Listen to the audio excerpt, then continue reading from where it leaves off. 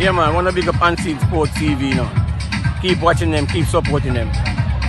Unseen Sports TV, a station to be watched, a station to enjoy, a station with football and more football out Jamaica. Big up, Uncle Paul. Welcome back to Unseen Sports TV. My name is Coach Javon Parchment, and I am so pleased and I'm so glad that I'm here live and I'm okay. So today, our show is Journey to Professional Football with Coach Miguel Coley. People, you know names, sir? The gaffer that, you know. Yeah, man, former Jamaica College coach, former Barbican coach, former Norman Manley High School coach as well, former national assistant coach to Alfred Schaefer, under 23 coach at national team as well, and is now in Qatar coaching. People, I'm going to put Miguel Coley on the screen now for him to tell you about himself a little bit more than I can do. Miguel, welcome to Unseen Sports TV. Yeah, man, respect, man, and best of love to all the people, you know, tuning in. Thank you for the opportunity to, you know, to share, you know, to share a little bit or a lot about me. Not sure how this evening will come up. You know, but before I begin, I was watching your advertisement with Paul and Antigua Davis. Yeah, and also Paul, Uncle Paul. You know what Uncle Paul, you know Uncle Paul? Wilmaz. Wilmaz. He said Wilmaz. So it was a pleasure. It was a pleasure seeing those persons because, you know, those persons are step in terms of football in different ways, you know, as a fan, one as a coach and a legendary footballer. So that was good to see. Well, in terms of Miguel Coley, well, I'm just a young man from a humble beginning. When I was a boy, I had, you know, big hope on myself. I wanted to do great things, and it was always through playing football, not necessarily coaching. I was very talented as a player. Was one of the better players during my time in the Dakar Cup. Unfortunately, I was never called for the national program, which among my peers, they always found it very surprising. But I played for My Gully Football Club. And after that, I went to Waterhouse Football Club. And about 21 years old, 22 years old, I got injured. And yeah, I turned to the whole aspect of coaching after getting an opportunity from Mr. Alric Clark. So, but before that, I was coaching, when I was going to college, I was coaching in the summer, My Gully High School. So I was the assistant coach of My Gully High School from I was like 19 years old. So I've been in the football coaching set for maybe 21 years. So it's a very, very long time I've been, but as a young coach, understudying, you know, older coach and more knowledgeable coaches. Okay, so you wanted to become a football player. And I know you went I was a football. You wanted to become a professional football player. Yeah, definitely, because I believe I was very talented.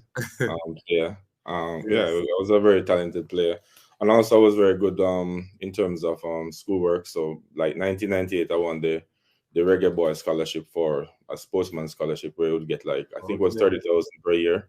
They would pay for all your books, all of them stuff. There, I think that was through the initiative with ISA through Mr. Alfred Green and Captain Horace Bird. I think that was the initiative through the schools, the Reggae Boy Scholarship. So persons who did excel in football and did well in academic, would have gotten. I remember going to the what's the name of the hotel? Terra Nova Hotel. There was one player called Copper from Manchester High School. One, and that's the name of only player I can remember at that point in time. But there were other players like from Monroe. I think it was 8 of us across Jamaica. But yeah, so I was a good player. I played for my gully from I was like 14 years old, and my gully, was one of the better team. We went to the Premier League in 1997. So that time I would be like 15, 16. So we didn't do very well in the Premier League. I remember one game against Tivoli Gardens, I think 97. I think it was at election time. Um, it was nil all first half, and then by the second half, I think they were coming from campaign. They came into the stadium at down by Tivoli Garden and started ring the bell, and they gave the peanut man a bell. Take away peanut and give him a bell for ring. By the end of the game, we got 6-love. So it was a tough time for my gully at the time. And in terms of Waterhouse, my gully played Waterhouse in Brooks Park, I think, when 2004, the December. And I scored a brilliant goal, a free kick. And Peter Gargill said, "Yo, man, I leave in a youth." Yeah, so the next day he came for me, brought me to Mr. Bignell and everything. And, ready to sign me in the January transfer. I told my mother, because I just finished college, I told my mom, "Hey, mom, I'm going to Waterhouse." And she started crying and said, "No, no, no, Waterhouse too dangerous and bad and stuff." So Where were they you kept living at that time? I was in my gully. I went back to In my my gully village. because I went back to my gully because I was supposed to go to a university, but the scholarship fell through because I had spent 3 years at the university level, and it was a 5-year scholarship. So they were Okay. saying that I only could come for 2 years. So it didn't really make any sense in terms of Sense. for them. Yeah. So I didn't really looking for a job. I got a job. I lost it before I started because of some political stuff. That was great. So I just stayed my goal and I was playing for the team, and Waterhouse came and Peter Cargill.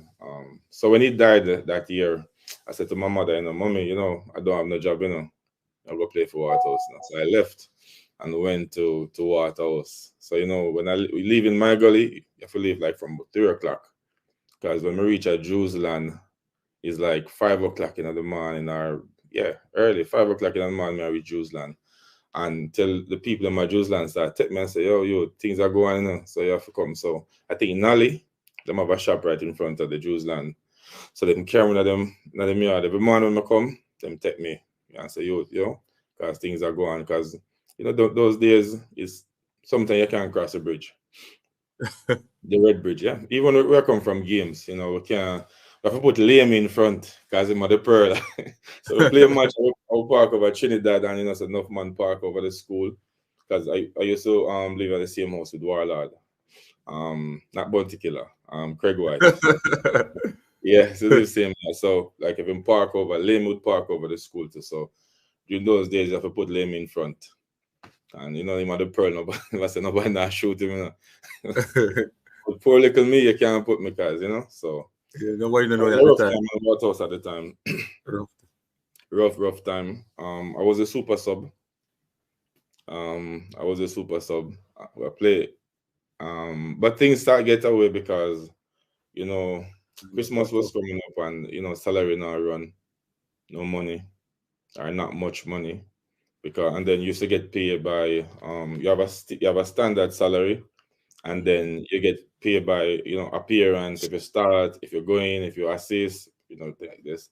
So you have some players, and at the time you have some very good players at Waterhouse, like excellent players like the Barney, Vincent Earl, Peled, Hicklins, you have Zappa, you have English, you have Dottiman, you have Big Ed, you have Lamy, you have Jomo Garden. He came from Harborview that year. So it was a good team, you understand, and to be playing over some players like Barney and Hicklins, and then they were a part of the G unit run by English. That means a big baller coming from the high school system, man.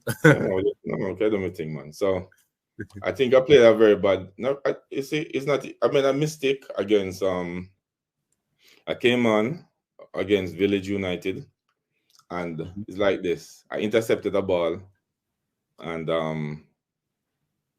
when I intercepted the ball, it was like 2 versus 2. There was a Rasta guy from Village, and there was a player. Lamy normally post up. We know how Lamy play. He posts up, right? Yes. And I know I'm very skillful, so I know I can step over maybe 1 or 2 times and probably go past the guy and shoot. Anyway, you see the pearl,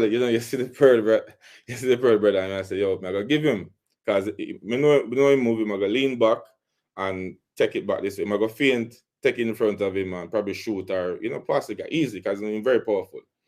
And I say, I'm gonna give Lamy the ball, a split second, and I pass the ball to Lamy, and the defender clever, step in front of Lamy. He made 1 pass to the half line. Shane Crawford crossed the ball from the half line, and the guy heading at the goal. You understand? And from that, them just start trample over we. We lose 3-1 after leading 1-0. And English blame me. Him get upset. Him can't even hear him. I say, you understand? And me I said to them, say, yo, if you know football, with defense, with blunder, because I cannot be on top of the 18 of the opponent and the pass 1 ball to the half line and cross the ball. I say, yo, my defender's too deep. You understand? Because I know the football. My defender's too deep. No way they can take 2 touch, cross the ball, Crawford cross the ball, and Shane head the ball the 6, basically between the 6-yard and the penalty spot, the goal. Anyway, go on. Management get backs up, and some other whole things are going on Waterhouse, I started against Medieval, was the man of the match. We have Cavaliers that come up. The coach don't even have me in the squad. You have some people in the community. What's coaching the team at that time? Fitzgerald. Coach Fitzgerald, yeah. Was under a lot of pressure. You had with him, what's the name of the guy? Forget, he was KC coach. Can't forget his name. He became the head coach after too. Nice man. But there's a lot of pressure. So when I say gun things start come in play and badness and everything. Won't get into it. And I say the best thing, I'm gonna cut, because I wanted to regain my confidence. So I say, go back to my community. And probably next season I go Harborview, because Harborview at the time wanted me to come on Portmore, because I used to go to Portmore. And I say, Waterhouse is my dream club, because from my footballer, I camp with Hicklins and Barney them and Capo and all them, and they're at Homewood. You understand? Every single year. So first jersey I have is a Waterhouse jersey. So Waterhouse, I declined Portmore and Harborview at the time to go to Waterhouse. And you want to know, so the first game me play for my gully, and my man dropping on me like a original man, Mr. Pate, Donovan Pate, fell inside of my ankle, and I'm going to see it start swell. And I say, I hate this. And long story short, I just never recovered from that. I was like 22 years old. Very young, I think very talented. Yeah. It was a sad time, depressing time. And as I said, from there, so I was teaching, because I came to Kingston and I get a job at Norman Manley. And Mr. Clark said, "Oh, you're a footballer. Come help me out." And so you finished your college at 22. So you could no man by 21. By 21 you finished college. You're doing a teaching. Yes, physical education or literature. It's a physical education. I applied for a couple of literature jobs, but even to my old school, they had an opening, Homewood. I say, yeah, they must can give me a job. They didn't even give me an interview. So I was really cut up about it. But everything happened. Everything that happened is a part of the journey. You know what I mean? It's a part of the journey. And maybe if I had gotten the job that I even lost before I started, maybe I wouldn't be here, you know? So you have to give thanks. Yes. So one of my friends who I coach with, like assist him in coaching, he used to go to Homewood, right? So he normally tell me, say, say, Miguel a big ball when he go Homewood, a big ball, and I tell him, good, him could make teams like Premier League teams. So when you come now and you really tap it off by saying, no, I believe him, you understand me? So you really could have, yeah. So When I start playing, man, a lot of people cry because their body call me and say, yo, you need to get back. No, I'm going to tell you. From when I'm playing football and I started, there was only one time a player really outplayed me, and it was against Froome. There was this guy named, I can't forget the youth name, Lexus. It was used 2000 Lexus. That was the only game I can remember that I played, and a midfielder outplayed me. I think it was against Froome. Even like in Super League back in the days, you had, what was the name of the team from Clarendon? Not Tumberline. I think you had like the guys like Hazard. It was Hazard. No, not Hazard. Not Hazard. No, it was Sporting the one Central. Sporting Central. Yeah, man. When they bought me, man, them have a Spanish Town, same thing. It was, but it's what it is. It just when you finish your career went down the hill because of an injury, you started to teach at Norman Manley first? No, I was teaching while playing for Waterhouse. So that was one of the issues. Okay. Yeah, so it was difficult because Waterhouse trained morning, evening, sometimes 2 times for the day. Sometime 1. So like I was on the evening shift. My first year was the evening shift, and sometimes we have our training 5:30. I finish 5 o'clock. So sometimes my brethren Walla that come pick me up, or a baller will come up a pass and pick me up. But if not, I have to go down a Waltham Avenue, take a bus and go and come off at take a bus and come off at we place them, not Winward Road, not what name, and beside Tankwell. Right there, so come off at beside Tankwell and shot it through them time. So it was even rough. So sometimes I even reach later. Yeah, Mullines Road, take a bus or a taxi Mullines Road and go through as a place name, forget the name of the road there. So where you go through as you pass as you pass Tankwell, you have a little left turn there, so and it can carry right across the right in line with the bank. Headley Street there, so across from the gas station on Mullines, the 4-way there. So before you go to the 4-way. Yeah, the 4-way. You have Marvel over there, so you have even there. Yeah, but before Young Mullines Road, before you cross and go to Pete's, you have a little left turn right at the where you have the they call the gully, Sunday gully where you go through this, so you have a little community right across. We carry you back through if you go straight, you can go straight to the Red Bridge, and then you just go right at the school and go training. So it was kind of difficult. Morning training, all right, good, because we used to live up a Forest Hill, and most time we just jog through Marvally, go down go through Marvally this and go training, or my brothers that drive. But sometimes say, we could just run it and we just run through, get ready, go back to school or teach, and then evening time you come again. So it was a thing. Them time cooking a pizza. Then you get some food on some person, or stop a pizza. Them time buy food. Yeah, man. So you have some persons in the comment section dropping comments left, right, and center. So if I don't read them, I'm in serious trouble. They won't subscribe. So Mario Russell, the first person who commented, said, "Good to see you, coach. Enough respect, and always your family. Happy holidays to you and your family when it comes." Respect, Sir Russell. Family good. Hope your family is good too. And happy holidays to you and yours. All right. So IT pushing the building, talking true blue, it is a JC supporter, our old boy. So you might say a big up coach. You understand me? Big up coach. Ricardo Badger say management get backs up. Wow. Yeah, man. Ryan LFC was on the program as well. I don't know if he's still on. So some of these questions, I will ask some of these questions later down into the interview. All right. So now one the question, I will come back to them and ask him. And remember the call-in segment where you can call in and ask Coach Coley the question you want to ask him. So, all right. So you were teaching, then teaching and playing, which is very difficult, as I said. So we'll go down into the coaching journey, career. So you're at Norman Manley, right? Norman Manley first school? Yeah, man. Norman Manley first school. Norman Manley. You end up becomes a coach at Norman Manley. Norman Manley was a big team in the back in them days, and a big side. You hear about Norman Manley, me say yes, big side I come play.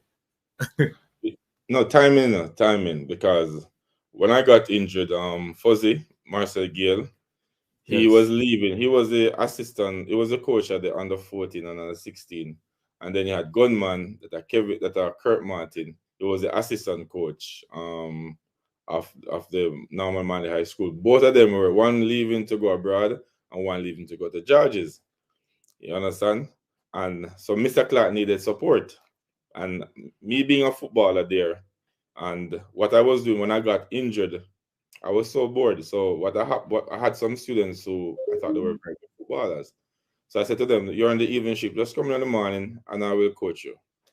So everybody, the entire class used to come and get some ball because I'm a PE teacher, so I have access to the ball. So outside, I used to coach them outside of Maxfield football field. That's outside of Norman Manley School, just right across there. So every morning, and I don't know if Mr. Clark heard about it, but he saw me one day and said, because I know Mr. Clark from I was going homeward, because he was at UPC camp, so I know him. I know of him, yeah. So he asked me, said, "Look here, man, I want you to come and assist me." I'm gonna say, "Sure." And he said, "I will give you the under 14 team and be the assistant for the Manning Cup team." So I said, "Sure." The under 14 team, we went to the we should have won under 14, went to the semi-final that year. Did very well. And you know what happened? Most of the boys who I was coaching before I started coaching the team, they became a part of the team. You understand? So, that was fantastic. They had a pre-tournament at JC, and we went up there, mash up place, won the tournament there. And we had what's the name? Arden in the semi-final at the under 14, and trust me, I don't even know what happened. My goalkeeper I came up for a ball twist, they score a goal, and then we tried to get another goal, they score. Which team you were playing? We play against Arden over by Campion. Arden, okay. Yeah, that time we had from our team we had some of the better players, because we had Sean Laws. He was my goalkeeper. He became national goalkeeper. He was under 15 goalkeeper after that. You had Bonnie Cavaliers. He was one of the better. Every school wanted him. We had many good players. Donaldson, Nico Brooks, Fabian Burnett, Maverick Smith. And most of those boys after Mr. Clark went to Calabar, they went with him. But strong team. I think if I had more experience at the time, would have won the tournament easily. But very, very good team. Good couple of players. You had Lashawn, Jerry, Richard. So I remember all of the players. I remember all of them. But and I was fast forward. The worst part of it though is that when it came to Manning Cup, only one of those players transitioned to Manning Cup. About 8 of them went to Calabar, and some went to the. No, that wasn't the sad part, because that wasn't the difficult part. Some died. Some were in the prison. Oh, okay. Yeah, and that kind of changed violence in the community.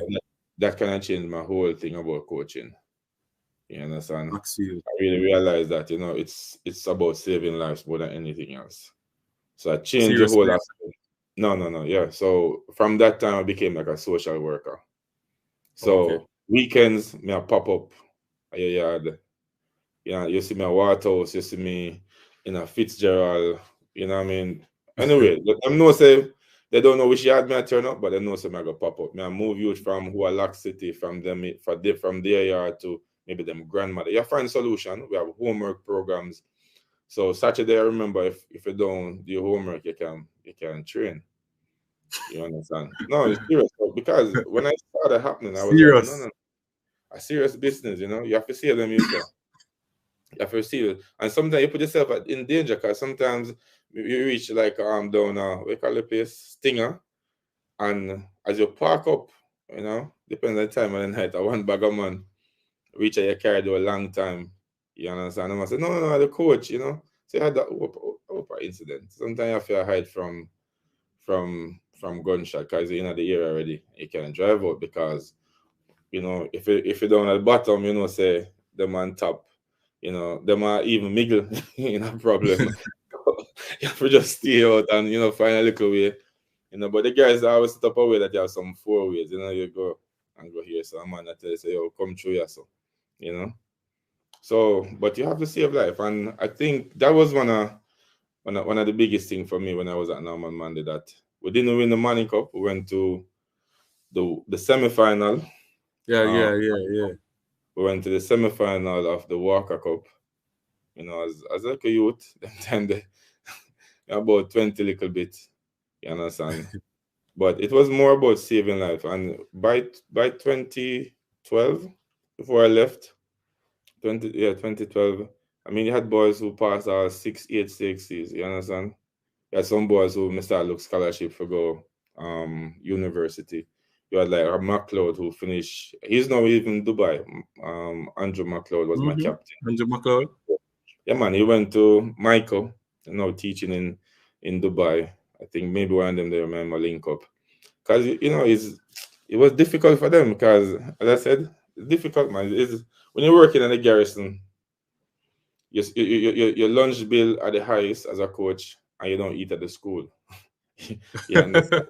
No, because you sell buckle for come training. You know? You sell buckle for come training. You run come training. You T-fall bicycle for come training. You understand? Because it's not about just, even some know that they won't get a scholarship. They won't even become a professional footballer, but they want to escape and they want to feel like somebody. You understand? Because you have a youth on the team. You know, them are bridging when on the team, but you know, the night them are shoot off one another. Yeah. You know, that's the reality. That's the reality, that man. So Manley is a BS, is a mixing lab. I always tell people say the mixing lab.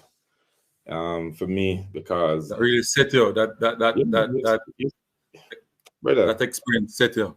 Yeah, we can face anything, man. Plus my experience at Waterhouse, and you know that me tough as like diamond, man.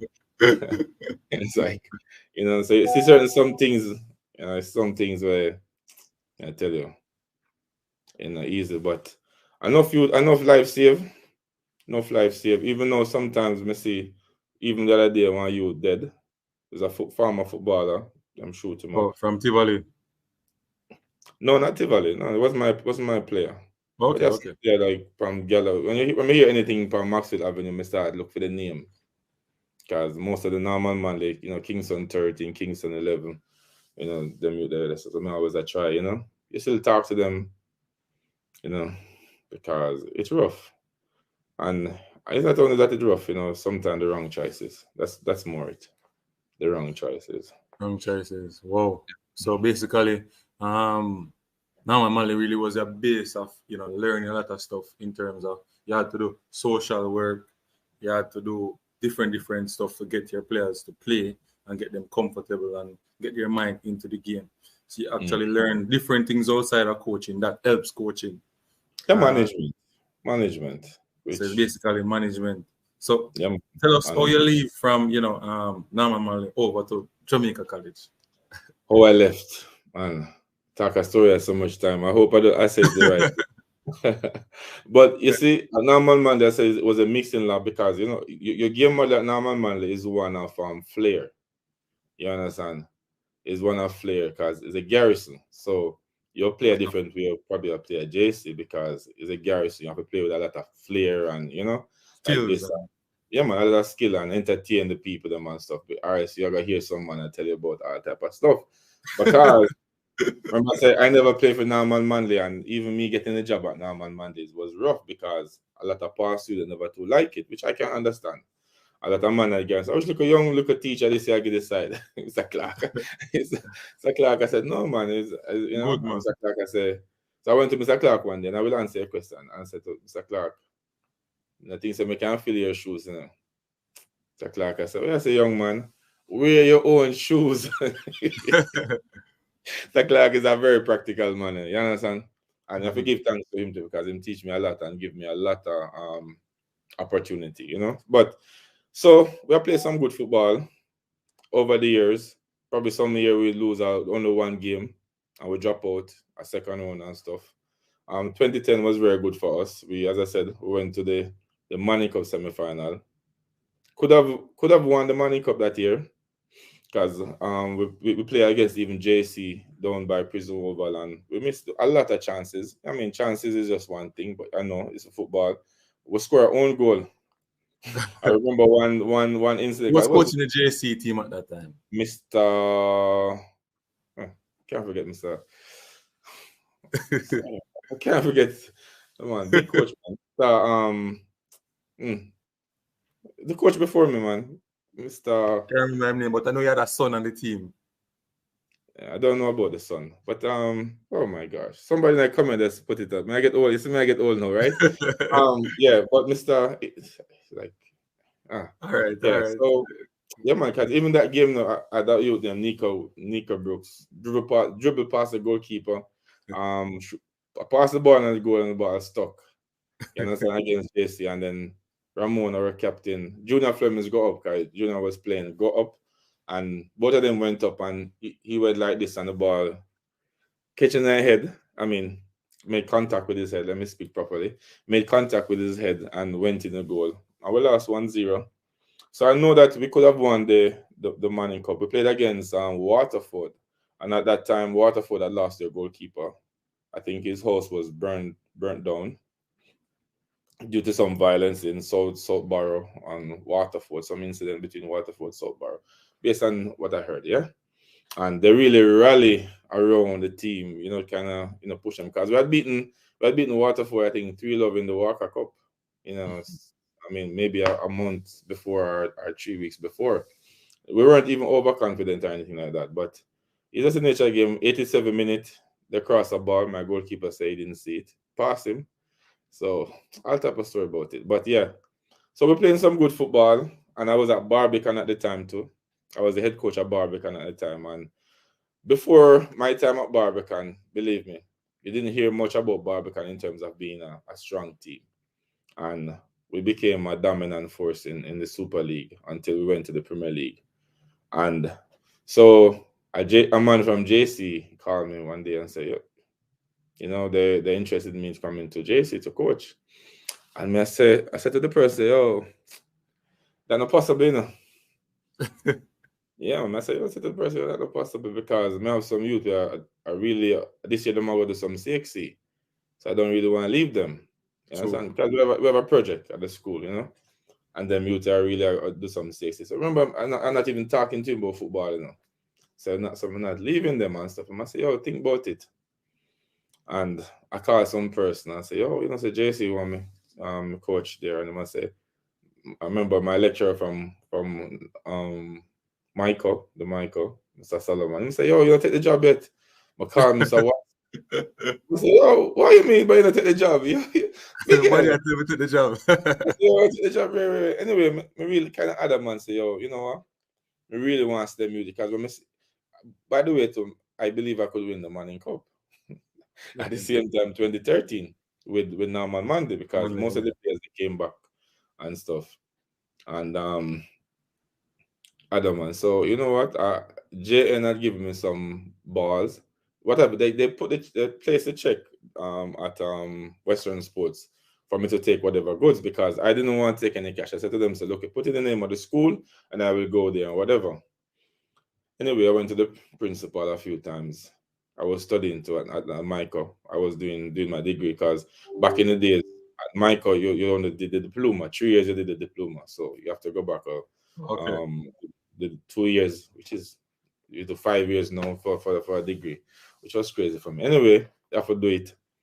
So I'm leaving class and going to their meeting. Every time no meeting, I'm saying like, miss, a couple balls should start the program, and it became it's a burden, So I say, you know what, I believe in it, and I just left.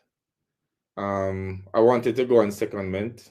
At the time, the principal said to me, "Say, no, you can't go on secondment. You have to resign." So I said, "All right, cool."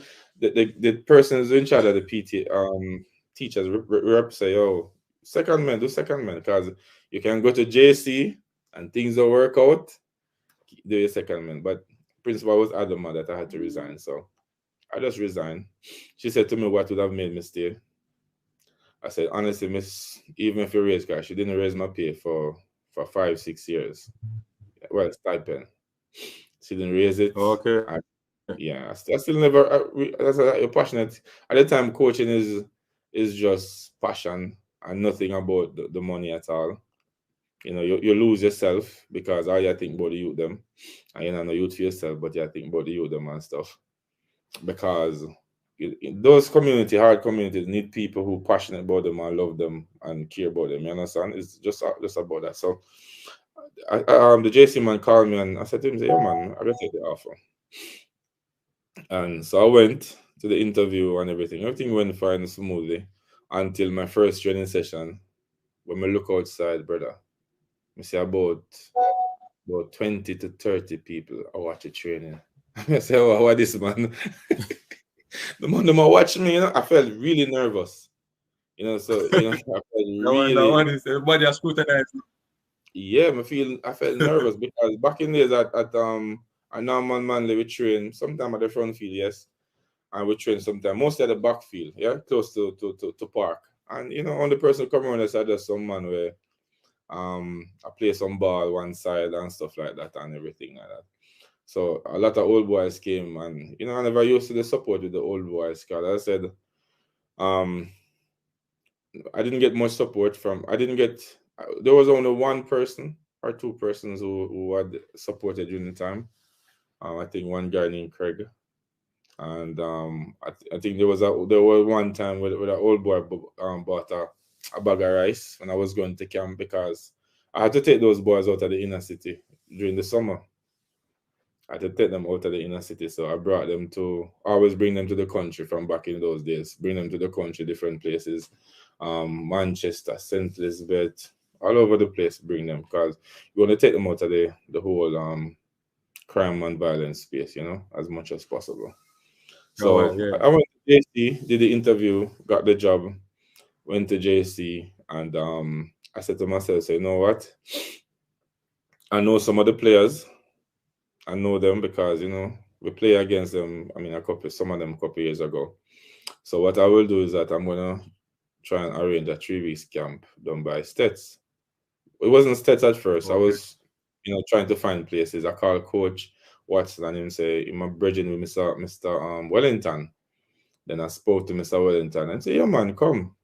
So I went by Stets in 2013 to camp for 3 weeks. 2 weeks, by the third week, they players, I get used to and everything. But by the third week, yeah, man, I have them in my hand, man. Kind of break them in terms of my way and everything. Start miss one, and start, So on the person there, I mean, some parents will come down when they have practice. You brought players. So you brought players from Norman Manley over to JC as well? No, I didn't want to do that. I said to them that no, I'm not gonna, because you see, I tell you something. I wasn't Norman Manley. You don't have to recruit. Let me put it that way. Based on when you're in the school system, schools based on the averages of the youth and where you are, you're gonna get some very good talents because the ballers them from the primary school, which I mean, I'm just telling you the reality. Not that it's ideal. But the ballers from the primary school, right, so many times them average, the GSAT at the time was like maybe 40, 50. You understand? So you will get those students. So like if you come from down Kirkside, those guys are gonna go to Holy Trinity, maybe go to DQ. If you come down Kingston 13, you have Norman Manley, you have Selassie, so a lot of talents you'll get a lot of talents. based on the structure, the whole placement at the six. So he didn't have to really recruit players at the time. It's not like a JC where the average maybe is a 95. And if you're not getting the best from the prep schools, you understand, like the Heidel prep, the Women's prep, the Vaz prep, then you will have some issues. So you will have to recruit 1 and 2 players to build onto your program. You know, so some schools are lucky, and you hear they say, "Oh, they recruit this is okay."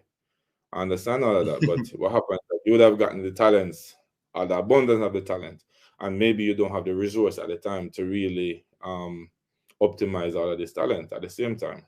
You understand?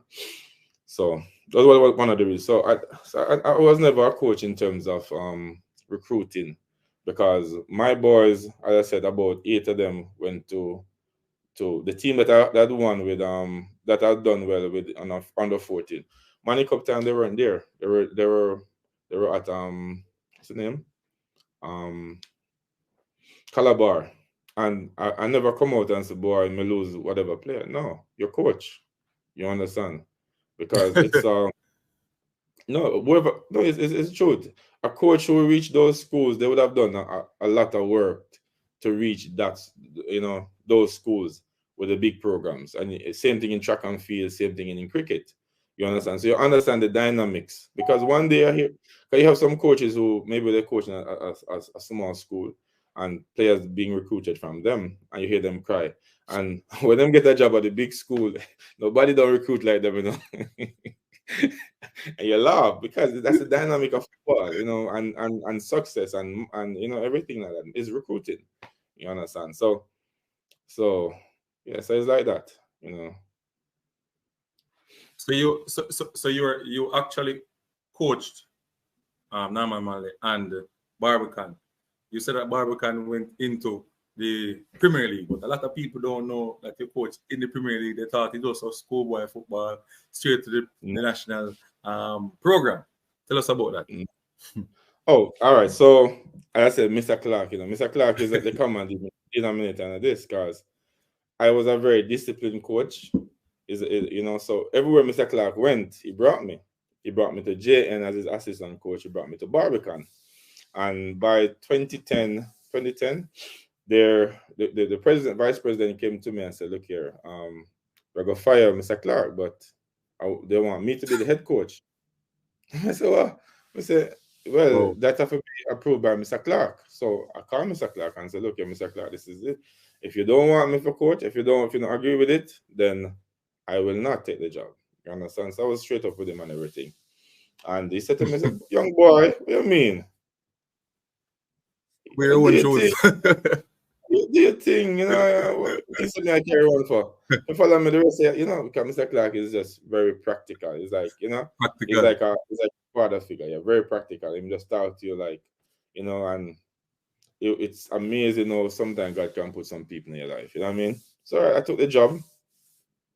I'd won the under 17 Casafa. I think the under 17 Casafa, they had 2 tiers. The B tier were done very well in terms of semi-final, because I was always a coach who I was semi-final. So you them used to call me semi-final coach, you know. So semi-final everything, you know. So went to the knockout, and we lost semi-final on it, got under 17. But those boys know from Norman Manley, because I had to bring them to Barbican, because I had to take them out of the community as much as possible. And I realized that it worked, because I didn't have to tell the young boy to put him, you know, in shirt and in pants, you know, me a boy talk about homework. Normally they don't talk homework, but they came to Barbican, they start mixing the Arden, the Campion, the KC, the JC, you understand, from Uptown. And, you know, those boys were strong enough to not to be influenced by them totally, but to conform them in a way. You understand? So I think that did very well. So those are the boys now from under 17, under 20. I didn't coach under 20, and I brought them into the Super League team. Plus, we had some persons from some talented players from Barbican back in the days. And boy, I tell you, remember we had to win 7 games in a row now. And we used to buck up like Cavaliers. I know. Yeah? I know about Cavaliers. those times. I know about Yeah, man. Then Cavaliers was a hard team, and when Cavaliers are draw, if it's 1-1 or 0-0, and then Cavaliers went to the Premier League and stuff. So we realized, boy, so we do very well. Even a Jackie Bell, we go at least like semi-final like this, in a Jackie Bell quarterfinals. We beat Waterhouse, so we do very, very well, Like, people can't come at Barbican and say, boy, it's easy, 3 points. So that even helped to convince JC that, look here, I can do the job. Mr. Henry, sorry, to replace Mr. Alfred Henry. He's a coach of JC before me. Yeah, Mr. Henry. Yes, Mr. Alfred Henry, yes. Yeah, man. So can't miss, I forget his name. Yeah. So yeah, Barbican started doing very, very well. I brought in, and then we had Sean Charlton too, who also brought in some players from Portmore. So it was some man from Norman Manley, and then I brought in Calico from JC, and then we had some boys from Portmore. You understand? I think Machine Man from Arnie Garden came up and give us some strength too. You had what's his name? Denton Shedden played. And my first year at Barbican, I was player coach. I was player coach for because when I saw the team, yeah, man, when I saw the team that Mr. Clark left, because a lot of the players like Deco, T Square, a lot of the better players had left because the team wasn't performing. They had left Deco, T Square, Paris, I think, also left, was a very good player back in the days at Excelsior. He had left. So when I saw the team, I said, look here, Sir James, the only way we can stay in the league, because we were at the bottom when I took over the team, bottom of the table in the Super League. The only way I can save is if I play. And I played about 6 games. By playing 6 games, my foot start, the whole of my foot start is like a whole lot of pain. I can't even move. But I played, did very well too. No, man, them start say, yo, this man Waterhouse make left that time a couple years, a long time I'm leave Waterhouse. But yeah, so I played because I wanted the team. So me and Denton Shetton, we played. I think Denton Shetton was maybe 40 at the time, 39, 40 at the time. But I mean, I just want, because I'm a player who I love to assist. That's because I'm a passer. So I'm an assist. I love to assist. So I have the ball, so I'm going to find Denton Shetton anywhere on the football field. So I played. We were stayed in the league, and by 2 years, 3 years, we went to the Premier League. But I didn't coach in the Premier League because I'd gotten appointed as when we qualified, I gotten appointed as the assistant coach and the coach of the under 23, and Mr. Burrell, Captain Horace Burrell, said that the national coach can coach, in the league based on, conflict of interest and all those stuff. So I didn't actually coach a team. I was a technical director, but I didn't on the bench. I'll go and keep some session 1 and 2 days, but I was never the coach at the Premier League team. So help to bring them there, but in terms of coaching, captain said the conflict of interest. Plus, we didn't have the greatest relationship, so I wanted to talk to him about it, but we didn't have the greatest relationship at all. So, based on how everything started, no, Captain, I really take no talk, Didn't have and you see, I'm very quiet, but it's when it comes to I'm very straight guy. I'm very straight. I don't talk. I don't disrespect people. But if you come to me with something, I'm gonna make it say, oh, respectfully. No, this not gonna work with me because I'm very, very. No, I'm very straight, man. Very straight. Because I'm a leader. From my youth, I'm a leader, I'm a community man. Used to be like, I said, a whole of stuff I do from my youth. From community work, all type of stuff, man. Advocate for whatever. Until I was blacklisted. So when I went to JC, you were a physical education coach, or you went over into literature? No, I've never taught literature. Maybe it's a good thing. Oh. No, I've never taught that. You see what happened? The government said that they would pay you based on your degree, based on whatever, Okay. So if you had done, because at Michael I did a double option, so I did language literature and I did physical education. So, boy, it's rough because the English part of it is a lot of reading, a lot of writing.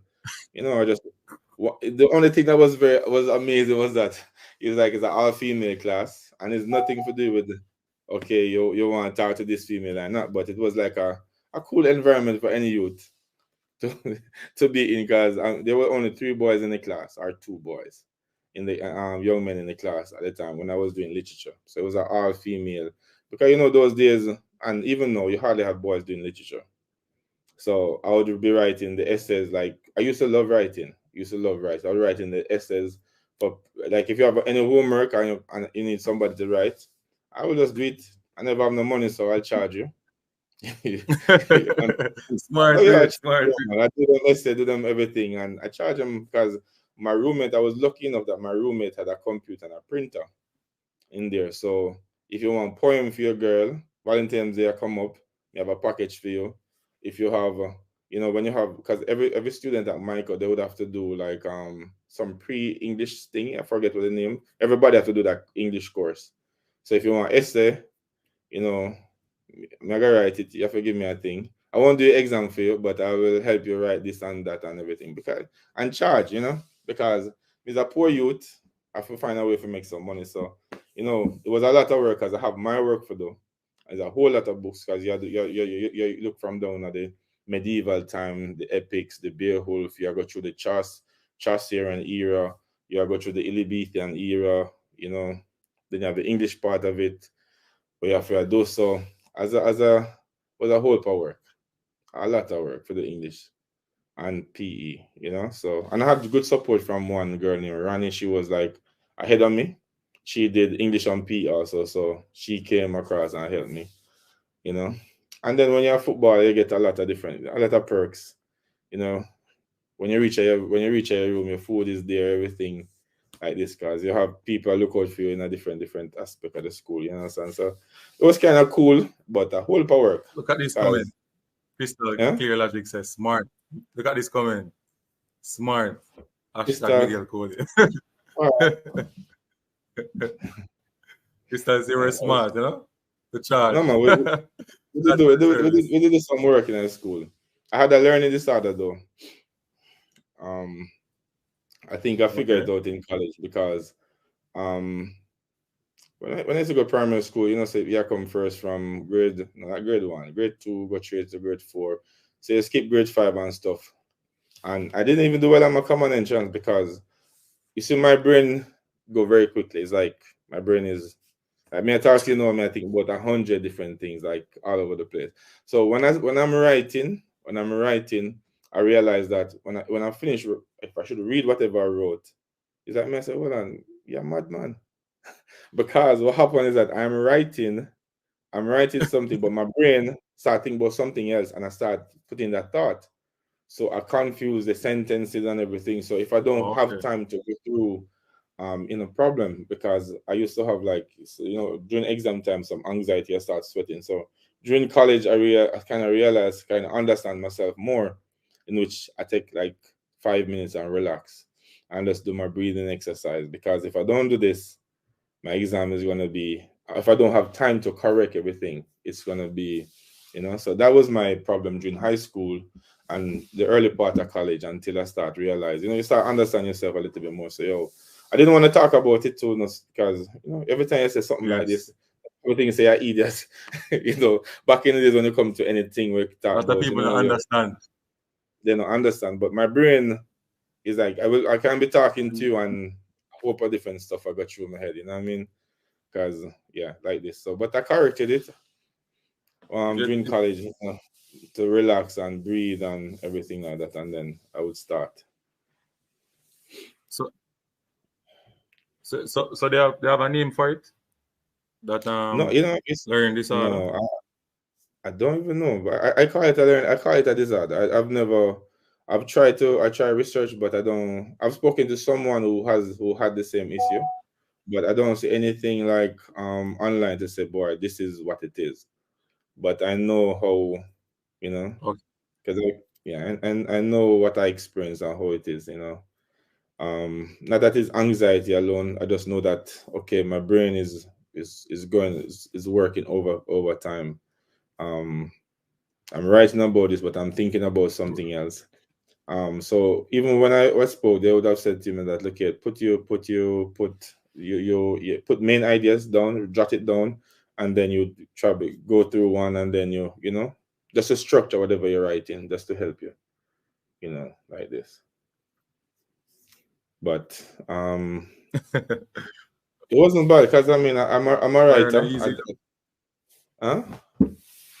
Yeah, no, you're right. I was soon go there, so coach. Soon go there, so Yeah, coach. all right, Mario cool. was a coach. Let me tell you something. I don't want to do the interview like tea. e-commerce. It helps with nerves and anxiety. Huh? But you say, coach, get That's the not red easy. shell. It gone off. Get the red shell for the peanut and make tea. Coach. It tells you. No. You see, so the person that talk about nerves and anxiety. You know what I'm saying? You understand the person that talk about. Yeah. I mean, tell the person about my brain think over time. It's not about the anxiety or anything at all. But thank you, Sir Russell.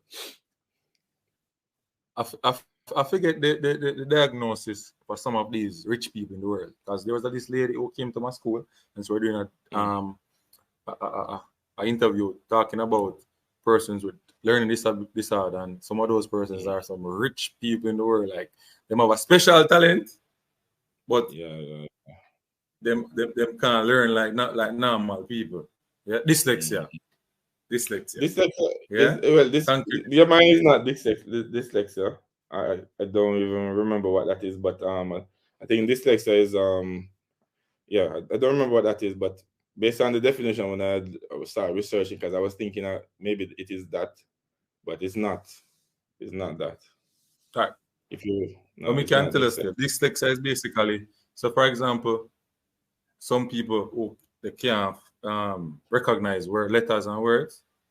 Yeah. They take a while, and you have to use a different pattern to help them to understand it, like use configuration, symbols and all different. Yeah, they can't just. Yes. So Crystal put it up. Dyslexia is a learning difficulty that primarily affects the skills involving accurate and fluent word reading and spelling. Yeah. No, I didn't, Crystal. Thank you, Crystal. But that was not my As I said, I'd researched it before, but that wasn't the problem that I have. My I just have a brain that, you know, work like an engine. It don't stop. It doesn't stop. It doesn't stop. Not for just sometimes just lie down and just relax, and because it's just always, because if not, I don't sleep. And that's why I have a sleeping disorder, and that's why long story, but I have a sleeping disorder because sometimes you're up and you think too much, and you know you're still up and you find that you're up and you're up and you're up and it's the morning come.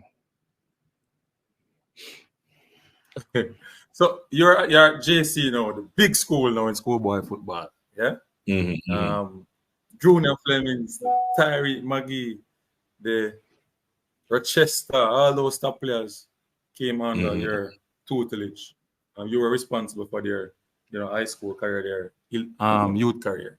How difficult it was at JC to coach, and how easy it was as well. No, it wasn't difficult. It wasn't difficult. My first year we had some very good boys. In terms of, like, you have David Simmons. He was not he was a part of the team, but Blackwood, those boys, when you go and camp with them, they organize every single thing. They were so organized, you know what I'm saying? So it made it very easy for me. I realized that when I went to JC that I had management. Before, I didn't have that management. You had Mr. Hall at Norman Man who helped out, but it was nothing close to what was what took place at JC. So I didn't have the job to be the day-to-day management, to following up everything about the schoolwork. I mean, I would oversee, but I wouldn't have to do the, micromanage somewhat, because you have person for this, this. Mr. Forbes organized a lot with the whole management team. So I didn't have that aspect to deal with much.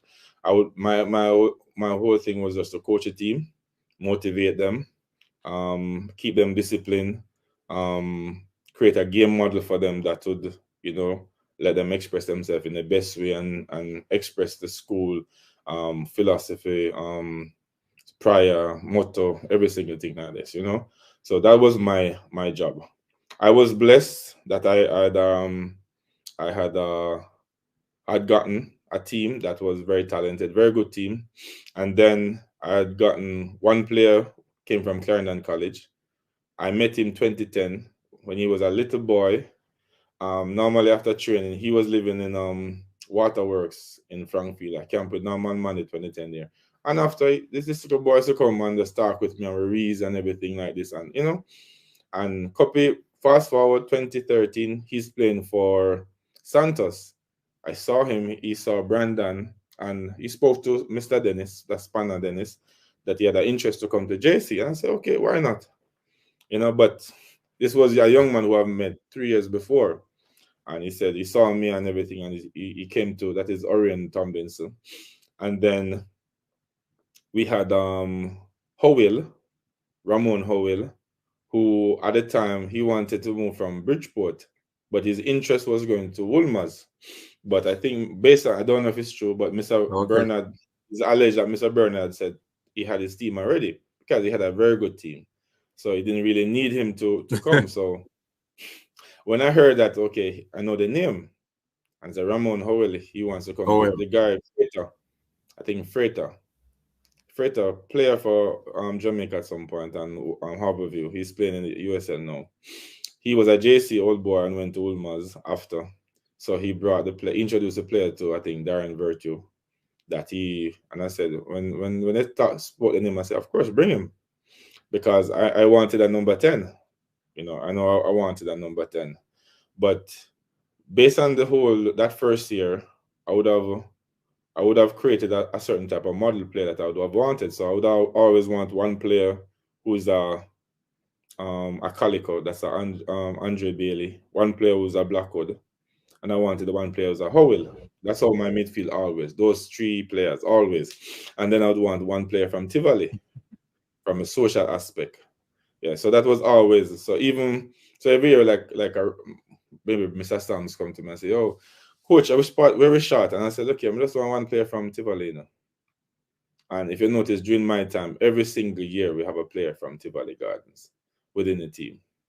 So okay, so it's a plan. It was a model, game model, was based off a game model. Or... Yeah, based on Junior Flemings, we had Junior Flemings, right? So Junior Flemings was the player from Tivoli Gardens. Then you had Donovan Dawkins. Then you have Orlando Brown. And then you have Morgan, you know, in 2017. So every single year Morgan is Chuckleberry, cousin or nephew. Yeah. You know. Yeah, man, I met him. He was playing football at the time. He wasn't a big selector at the time. He was playing football. I think met him at Waterhouse and say, oh, you know, say, coach, you know, so me have a cousin with a big baller. I say, yeah. He said, Tivoli? Yeah, man. I say, all right, cool, bring him. And he came. He wasn't the most disciplined though, so he played, but he didn't play much at some point in time because he missed training and stuff, and we have a zero tolerance to that. We start mistraining, you know. We have a zero tolerance to that at JC when you start mistraining. We can understand if you have some, you know, whatever, but if it becomes not even say now, we don't even make it become a norm. But if you realize that you just are mistraining because it's just you're indisciplined, no. You know, because one bad apple, and it was a very good kid. Yeah, very young, very good young man. Nice. Even though it's a bit dark, but I didn't like the fact that he was missing. And when you have that in a changing room, it's problem. It's a big problem because somebody else said, boy, I've never come training. And this, you know, this, because you always have a little group where probably have less playing time, and then just need one little thing to gravitate towards and start something. Yeah, you know, it take nothing to start a fire, you know, and so much water to cool, you know, to stop it, you know. So you have to do what you have to do. But at JC, they said it wasn't difficult. The difficult part of it is because you always have some talent. A lot of persons say, boy, players don't come through the system. Players always come through the system. And majority of our players every single year always come from under 14, under 16. Always. You can go check. Maybe we have 3 players from outside like this. I'm one of the coach who always say, look here, I don't need a lot of players because 2014, 2014, I mean, some players came to JC. If they had come, it would be, I mean, Tyshawn Hill. Okay, Tyshawn Hill from Spot Valley, national player. You had Willis from Calabar. You had McCarthy from Cornwall College. You have Robinson from Herbert Morrison. You had Shackleford. You had let me call him Baba from, I think, Dintil or Charlemont. Baba was from Charlemont. Yeah, about Baba. Look here, man. He did Michael Carr, yeah, Carr. I think I Carr name last name. A lot of those players didn't come to JC based on a lot of different reasons. A lot of them went back. But I remember we played a practice game against Woolmars. Willis, Baba, Tyshawn Hill. Brother, if we had those players playing in 2014, it would be out of this world. But McCarthy was under pressure by Clarendon College. That's Fabian McCarthy, brother. He was a captain of not Clarendon College, sorry, Cornwall College. So he went back, and most of the players they went back. Willis went back to Calabar. A lot of players, and then we still had a strong team because I remember even Dominic James. We had played a game against Manchester before that because we're camping at Stets. And he started because I said to him that, look here, you're the player. I'm starting at 100%, whatever that means now. But that's what I said to him. That look, I'm starting at 100%. He played, and I said to him when we play against Woolman, second game, it was a States Cup. I said to him that, listen, I have a whole lot of players from outside, and I want to see them. Okay, so you won't play this game and stuff. So we played at George's and everything like that. But a whole heap of talent that year. But a lot of the players went back to their respective school. And you hear a lot of rumor about it. I hear one story that a player was, they're driving down and they're looking the bus. And they must say, hold on, where's the player there? And the coach look at the bus and say, hold on, where is this player? And another player look at the coach and say, you're up at JC.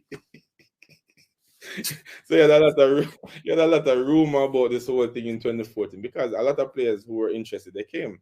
And honestly, sometimes it's not about the scores going on there recruiting. These players, they message you on they message you on Instagram. Facebook.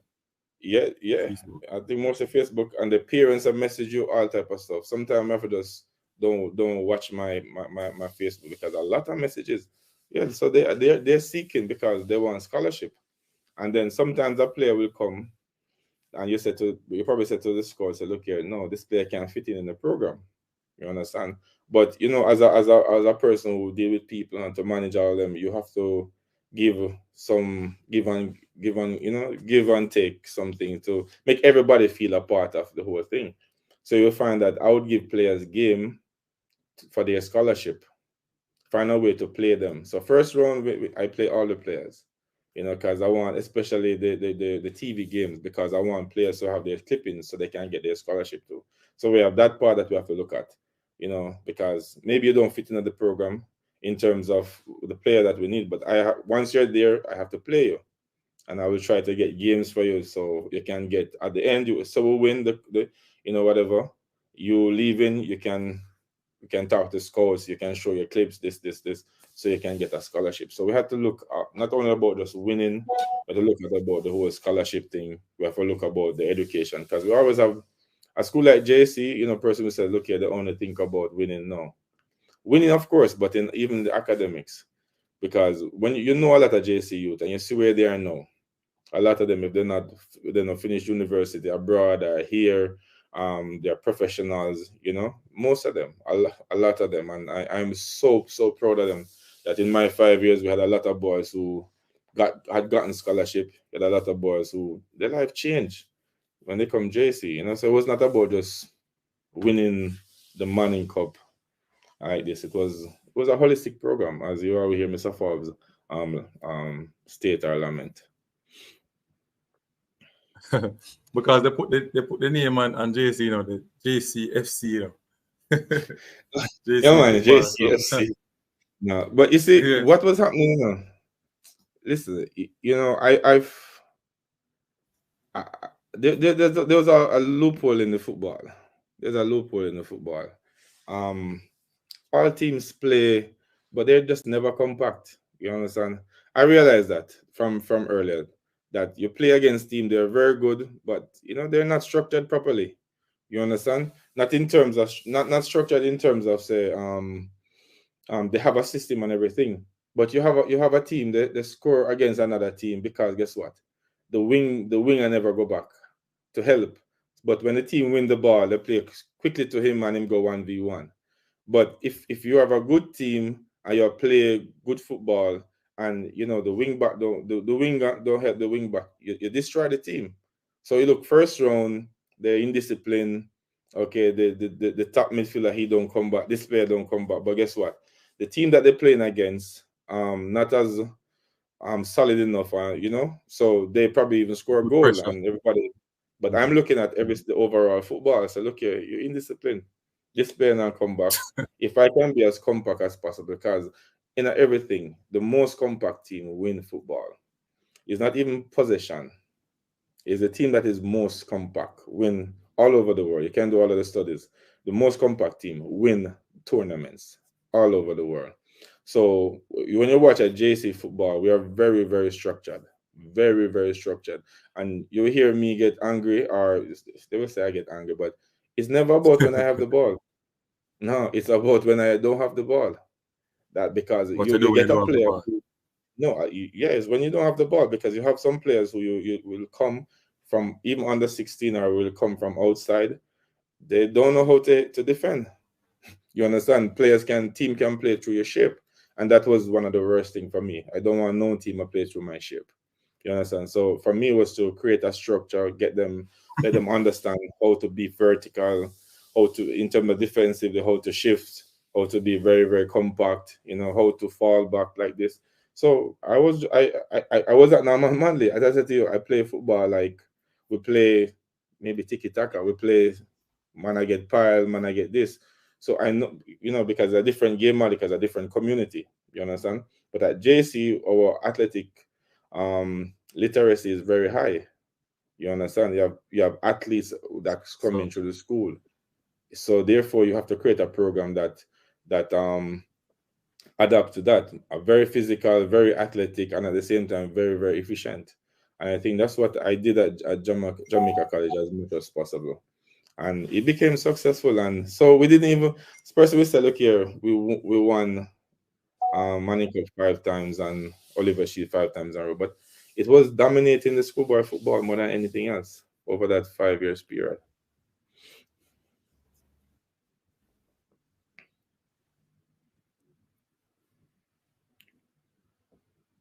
okay, so that last year with that was the last year with Alex Marshall when Georges defeated you in the Super Cup, yeah, Super Cup with Super Cup? you know 4-love, and in the Yeah, Super Cup yeah. and you turn it around in the Manning Cup finals to win that game. I think 1-love to beat Yeah, Georges, yeah. and that I think I was watching the football, right? And then now me I say, all right, I rate the coach then. Because I never know you at the time like that, but you're just watching JC hearing that they're doing well. And you rate the coach. You know, as somebody who love the sport. So me I say to my friends, you know, I say in that JC always get baller, them have a system. So, you know, it's easy for the coach there and blah, blah, blah. And then now, the last team we have, I say, but that team is not really special. But them a win game. The coach must have done something right. You understand me? Must have done something right. And then you lost the game against Neville Bell, the Georges team, and then you beat them at the final. And I said, no, man. This coach, remember, though. Let me tell you something. 2015 was a tough year because I had a lot of, during the summer, I had a whole lot of engagement with the Reggae Boys. With Copa America, Gold Cup. Okay. Yeah, a whole lot of traveling. So I was not with the team a lot. I think it was a talented bunch. I was struggling with one thing though. I had three center backs: Talbot, Swell, and Orlando Brown. Yeah, it had forced me to play a 3-5, 2, sometimes 3-4-3 system, which I don't like to play back three. But I mean, you're a coach, so I was struggling with that. However, we I was away. We played. I prepared the team. We played against Wolmer's. We won 3-1. I remember I was staying at the Knutsford Court Hotel at the time because we had match with with the Reggae Boys. Yeah, and I didn't go to the game, so I was listening to the game and everything. When I came to the school the next day, even the principal came to me. Coach, Malik Howell is the best striker. No, Malik Howell is like, at the time 15-year-old young man. Um, who I have as a wing back. So the coach, it was Mr. Stewart, Donald Stewart at the time, had made the substitution, put him in front, and he scored. So genius, change and everything. And so I said, all right, cool. Howard is the best striker in the school because at the time we were struggling with a striker in a sense. We had Donovan Dawkins, but Donovan Dawkins, there was some. He didn't do a very good preseason, so he had on some weight and he wasn't keeping the ball as well. Yeah, but we tried to use him at striker at the Yes. same time. But so against Georges in the game, you had Malik Howell, the wing back at striker starting. You had Donovan Darkin, the striker, at wing back. I was playing a 3-5 system. Now our problem that I had struggled with, I didn't have much time to work with them, was that our transition, because it would take my wing back because normally when we press, we press in between. There were the two wing backs and very high. But in terms of transitioning back to a back five, it would take us at least 10 seconds. Yeah. So when I watch the tape and see about 10 seconds, what's the name? Donovan Sigri and Donovan Darkins taking too long to come back. So what happened on the sides would have always some opening. And our midfielders too, you have that the team could just play, we weren't being compact. Team win the ball and they would play straight in our shape to the striker. I saw it over and over, but I didn't correct it. As I said, I didn't have a lot of time. Now, Georges, one thing with George, they would play open football because when they have two strikers, they play with a striker and a half striker, right? Over there, Shelton, this player, this always have two striker, one half striker like a number 10, but it's like a half 9, yeah. Always, that is their philosophy. So their philosophy is to be very vertical and play to these players. So if you don't stop it and you play open with them, they have the better strikers, better finishers. You're not a problem. Me, I know. I know. Mr. Bell, I watch him. I know him. I know his system over the years. Because even I was at Norman Man, we are playing against. I know how he operates and how his team play in a sense. But can I stop it? No. It's difficult unless we be very compact and transition, we call it gegenpressing, transition from attack to defense quickly and stop the player with the ball as much as possible. So in that game, quickly win the ball. They play one touch to Dominic, boop, straight into Alex Marshall, pass to what's the name of the player? Yeah, Shaban Stewart. Boop, 1v1, goal. And they have a lot of skilled players as well, though. Yeah, man. Because and to be honest with you, they had about 3 players from JC during that year too. Nobody talk about it, but they had they had Watson, the left back, national player under 17. He was from JC, transferred that year to sixth form.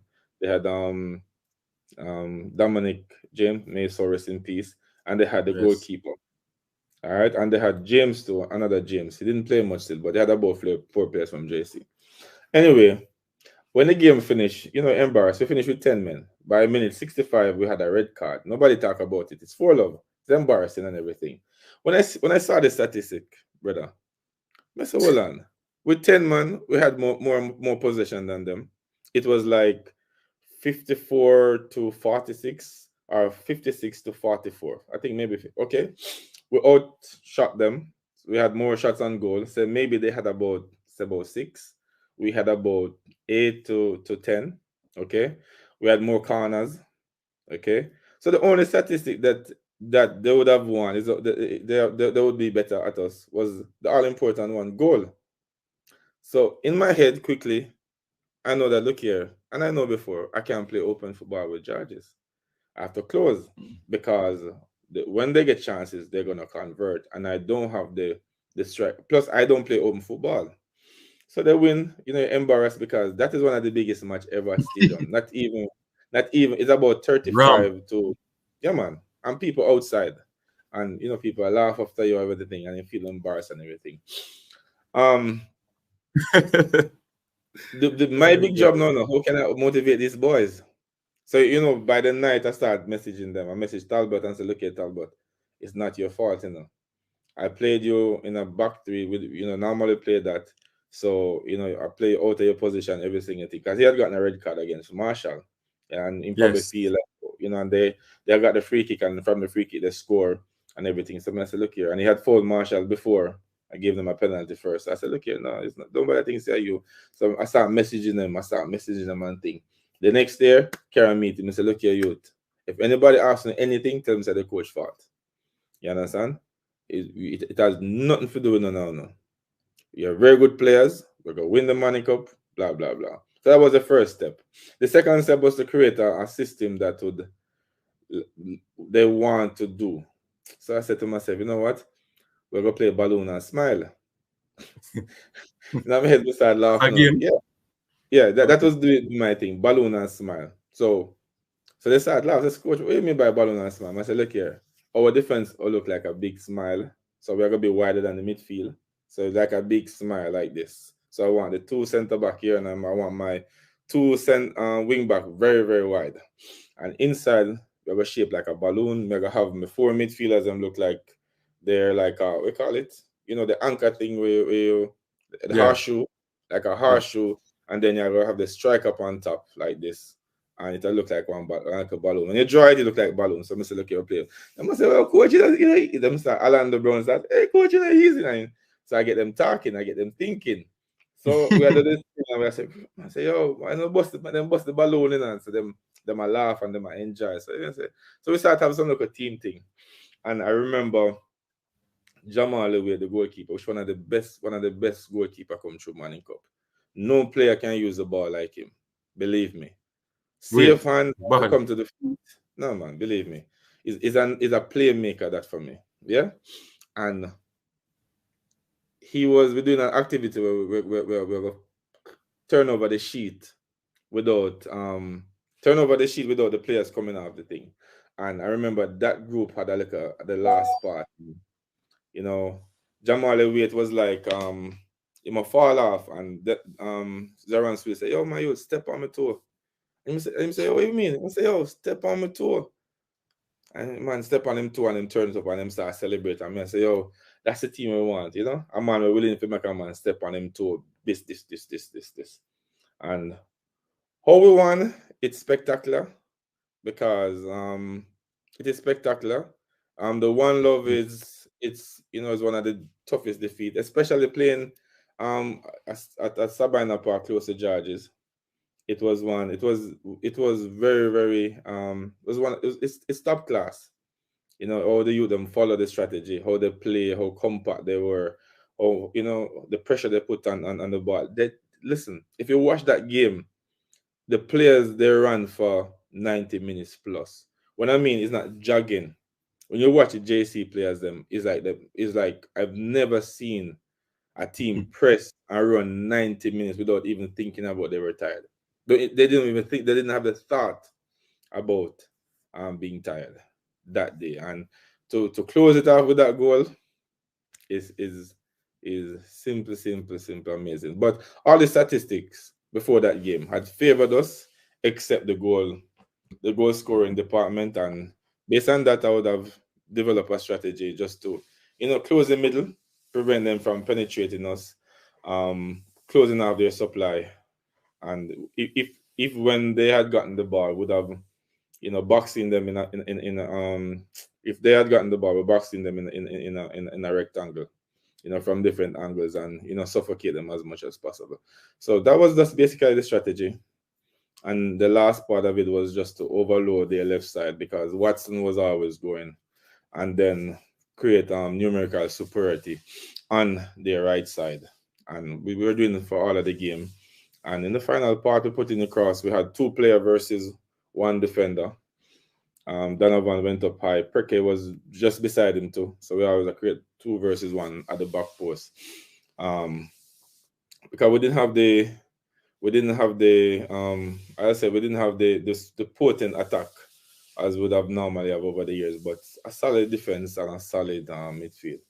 And it worked out for us. And 2017 was a little bit similar, but we had more in front, top heavy, and not so much, a big not the greatest quality in the heart of the defense, but everybody worked to the plan, and we won 5 times, and it was time for me to go. Move on. Yeah. So you were at JC, and you got the option to coach the national team. Same time, some of the stuff that you are talking, like you did a course. The JFF course helped you to know these stuff, or it was just us reading and trying to know new things every day. The knowledge of the game, or just come into the head like that. You know what happened? I say I'm a thinker, yeah. I'm always thinking. I try not to. Back in those days, I read much more about football now. Back in those days, I try not to do too much, even watch the football so much, because I had some ideas that I didn't want anything to interfere with. You understand? So Okay. I was in a computer room 2008. You understand? I didn't know it was called a game model or anything at all like that. And I came up with my game model. I was there in the computer room, and those days it wasn't the flat screen. You had the CPU, you had the monitor, you have the what's the name? The big back. Yeah, you have Big the back big one. bar, the CPU, and then you have the we call it Monitor. The big monitor. the monitor, yeah. And you have the peripheral devices, yeah, the mouse and the you call it the sound, whatever. And in that incident, I was like, what is it? Say, how me can explain to these guys how me have to play? And I said, look at the computer. So in my head, my CPU, which is the brain, is normally the 2 center back, the 2 midfielders. They're from the brain. Okay, my peripheral devices like the mouse and the keyboard are always my wing back. You understand? Wingers. Very, very effective. Yeah. And then you have this card between the CPU and the monitor, which is called, I forget the name now. So I forget the name now. Persons call it HDMI card. Yes, this card. Yeah. So that card is a very, very important card, and the most important card. So that normally be my number 10. And then the screen itself normally be my striker. So the screen being my striker, the idea is that, hey, you have to get the ball as quickly as possible to the striker. I want the ball to reach in front as much as possible and stay in front as long as possible. Because if it's a monitor, then all of the ideas and everything that I want, it have for sure. So that was my idea, So I had created that game model from I was at Norman Manley, how I wanted to play, because you always have my team players running behind. You understand? We always, playing the ball as quickly as possible to the striker and as slow as necessary. So once we can be vertical, we're gonna be playing the striker. Once we go wide, we're gonna run behind. You understand? So I had that idea from I was at Norman Manley. When I went to JC, we were playing against Wolmer's 2013. And Wolmer's, believe me, big team. JC, big team. Wolmer's, it was a 2013 Wolmer's had a very good team. The Greenland, the Hyde, the Brooks, and the tall defender. Lot of players all over the pitch from Harborview National Team, We had a good team too. We reach a point in which we reach second half. And I said to myself, I'm gonna take out them, I'm gonna take out my 2 wing backs them and play my 2 central midfielder inverted. Because the only way I can beat Wolmer's, I'm just gonna pack the midfield. So when you see, like, even when you watch, if you watch a game, then you watch extra time. You see, even when you watch Spurs playing with those players inside, I took Right. Ramon Howell from the number 10 position. I put him left back. I take Aquino Bailey from center, put him right back. But although they were right back, they were playing very, very narrow inside because they are midfielders. Inside in the midfield. Yeah. Then I put in Malik Howell, not Malik Howell, Malik Foster, very skillful. He played now with national team sometimes, and he played in the USL. Always scoring goal. I put him I know in. him. I know him. Good player. Yeah, put him. Yeah, put him. I put in Wingy, which is Stefan Logan, inside of the midfield. So we have four, like a box. The wing box inside, the two midfielders who came on, and then we had Kevin Blackwood. Kevin Blackwood and Logan inside. Then you have Malik Foster inside. So what we have, Bulma's very good midfielder. So we park the midfielder against them. So I just on the bench, you know, I said, boy, no, the only way we can beat them, man, yeah, is if me really. So I just take off the two wing backs and don't play with none. And just have my number 6 and number 8 and play wing back and just put them inside. And we took over the game against Ulmaz in extra time because you had to play half of the extra 15 minutes in the extra time. And that changed the game. You know, but back in those days, if nobody not really watch what you do, in terms of from the tactical point of view, what you want to achieve. Nobody not really say, oh, hey, you win a game, you know, but they don't realize, say, oh, hey, I used to think out of the box, you know, but teaching helps me. A lot of reading from my little youth helps me. Because you have to think. You have to really think. If it work, okay, fantastic. If it don't work, I mean, everybody cuss you because when I lost against Excess and in the Walker Cup, we lose 2-0. I'm playing 4-3 with 1-6 and 2-8. And I want to play like Norman Manley, tack. And the box said, surprise Calico, and we make a mistake, and him I mean, you know, Excel said they don't have to have the ball. So even before you hear about Moreno, there was Aliman. He doesn't have to have the ball. You understand? Yeah, Mr. Aliman, yes. He doesn't have to have the ball. Hey, he's gonna run all day because I won't even get into that. But they're gonna run all day. They don't have to have the ball. Them fit. They don't have to have the ball. Fit. So Buck said, press my center back. He make a mistake, pass it back, and he intercept the ball 1-0. And then 1-0, trying to get the goal. We concede another goal, and Excess beat me. And I said, boy, I didn't drive to the game. So Mr. Fall's car, and I dropped me back up by Kingston 6, so I missed a live. And I reach up a Barbican this. I said, Mr. Fall, let me out. I said, Miguel, what do you mean by you know weird down so? So I said, sir, let me out, sir. I'm gonna come out of the car. I'm gonna go home now.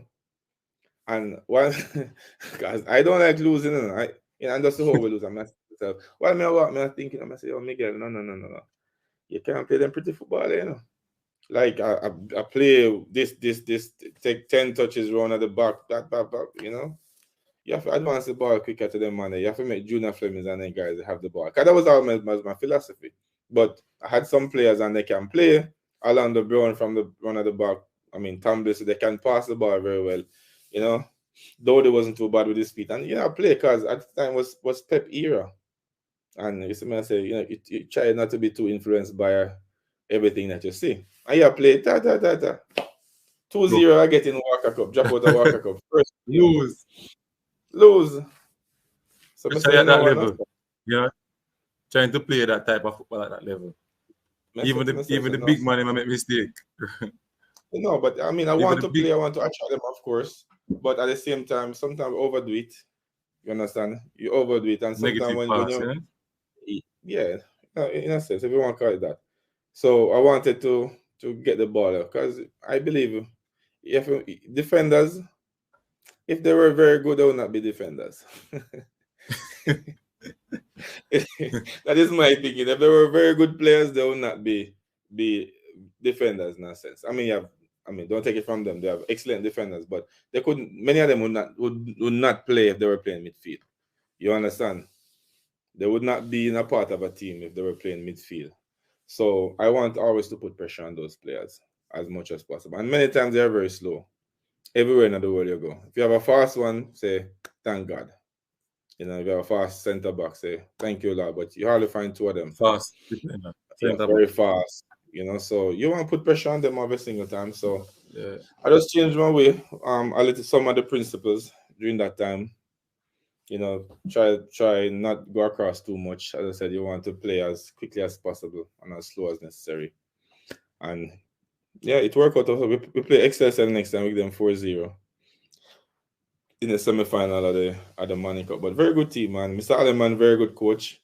And before even my time in terms of being compact, he was a coach that when other teams are play open, no. Very, very compact. And transition, up and down. Up and down. Everybody, up and down, up and down. You watch him, you say, boy, how you going to play against that team? Man? You wonder how you going to play against them. But yeah, it was like that. So at JC, you had a physical trainer. You had a physical trainer that worked with you, with the team in terms of getting them to, play fast. All right. So and stuff like that. All right. Good question. When I started JC, I couldn't get the assistant coach, because them say me a little boy. So nobody don't want to be my assistant coach, right?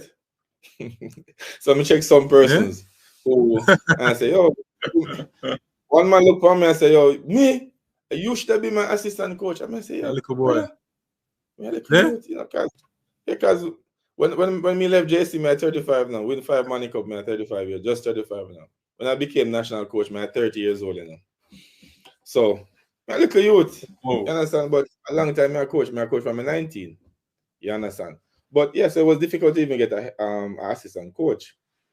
When I had gotten an assistant coach, the assistant coach was more interested with the under 14.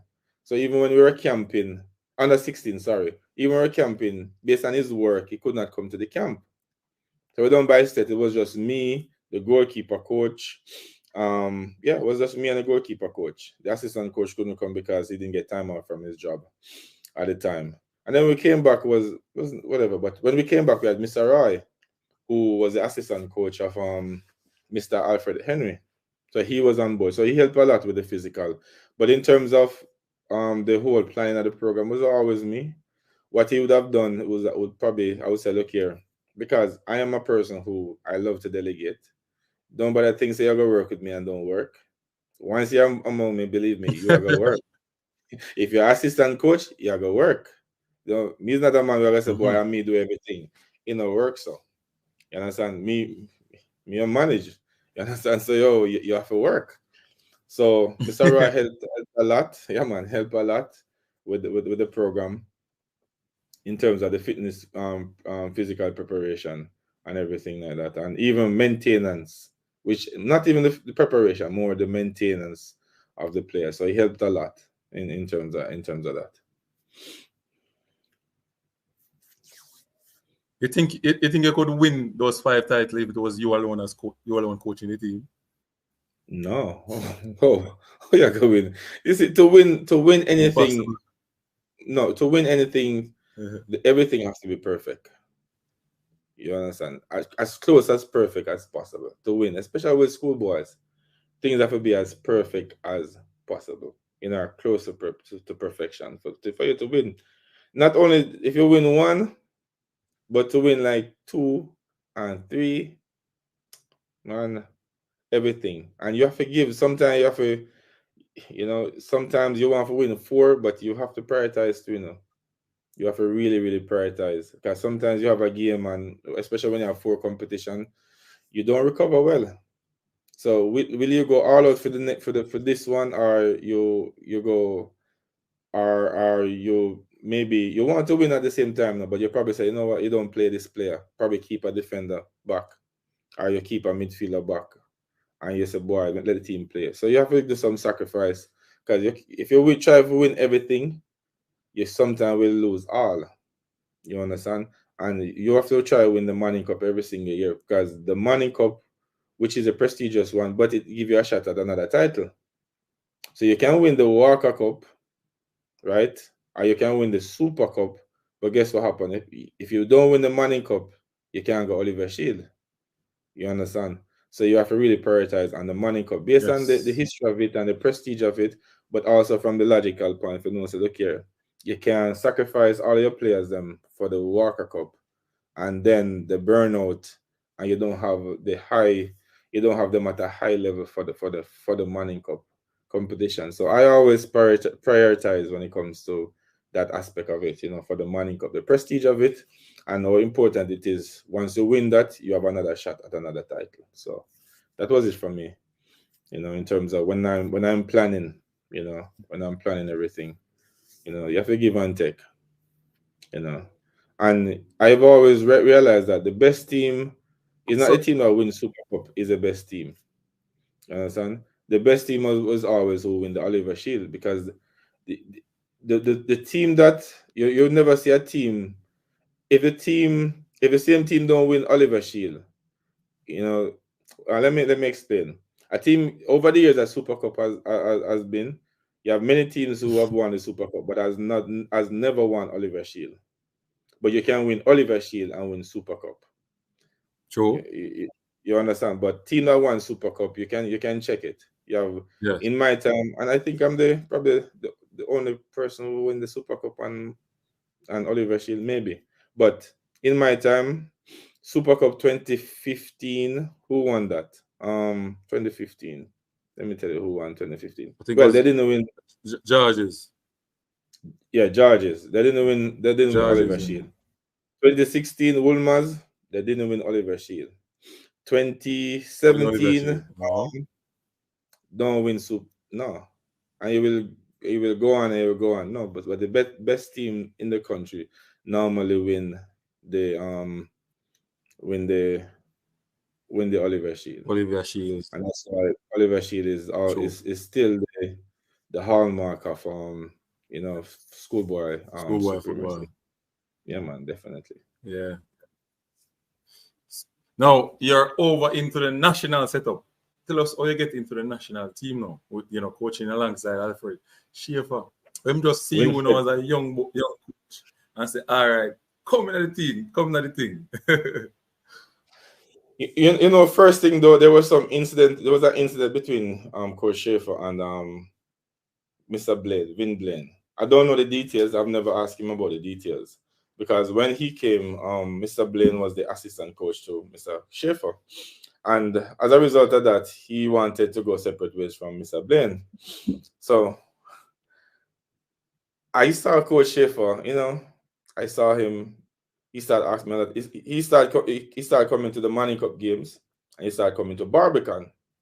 So when I saw Coach Schaefer and he started asking me some question, I thought that he wanted players. So Mr. said, Coach, this player, and some players will come to me and say, oh, the coach asked about me, and I say, no, not really asked about you, but he might, say whatever. But I thought he had an interest in the players.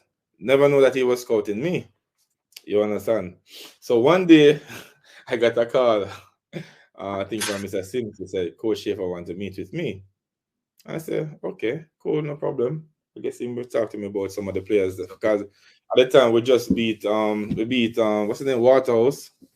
We had beaten Waterhouse in the Jackie Bell quarterfinals or first round, something like that. We had beaten them, and he called me, and we went to Cafe Blue in New Kingston, beside Surgical there, so. And we were there, and he said, more coffee, and I said, I don't even know. I didn't know really coffee them time. I didn't know the different.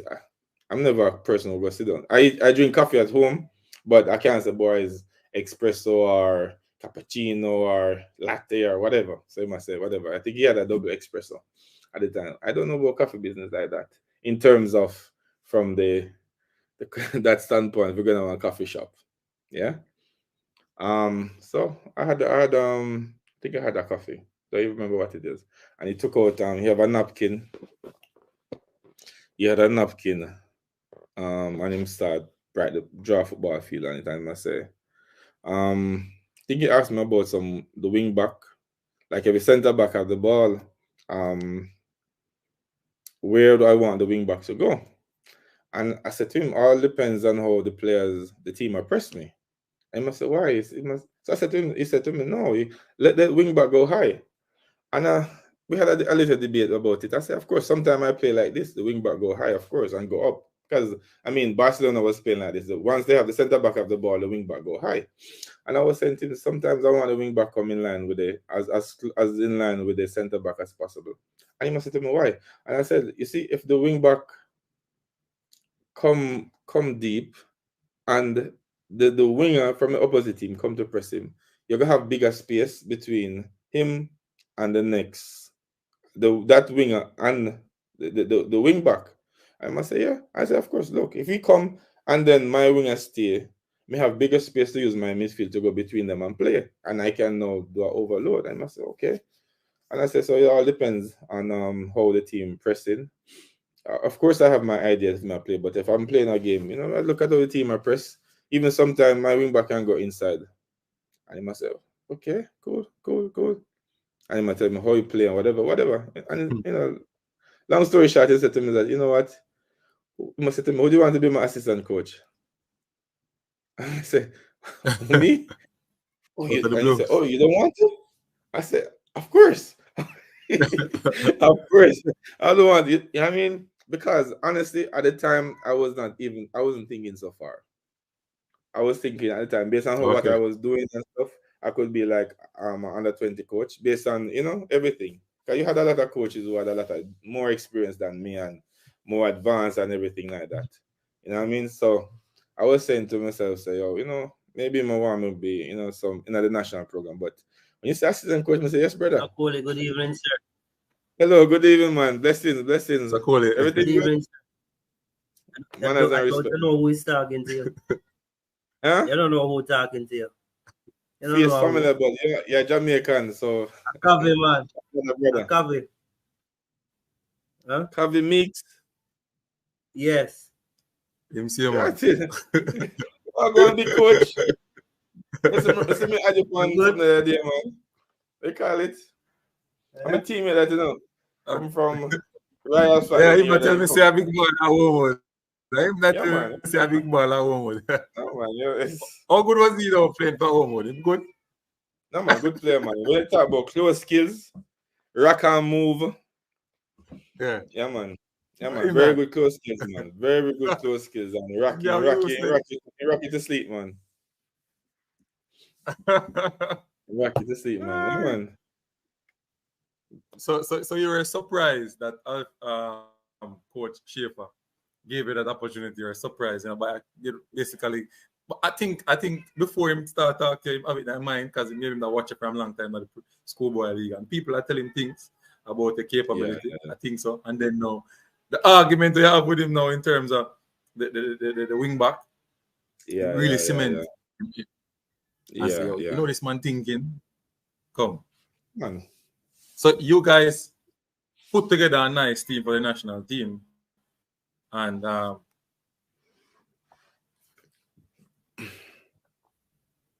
we had a Shaban. We had a good. Hold on, Shaban. Yeah, hi, good afternoon. Oh, you're there? Coley. Yeah, man, good afternoon, Shaban. Blessings. Yeah, long time admirer of you from, I'm a past Jamaica College student.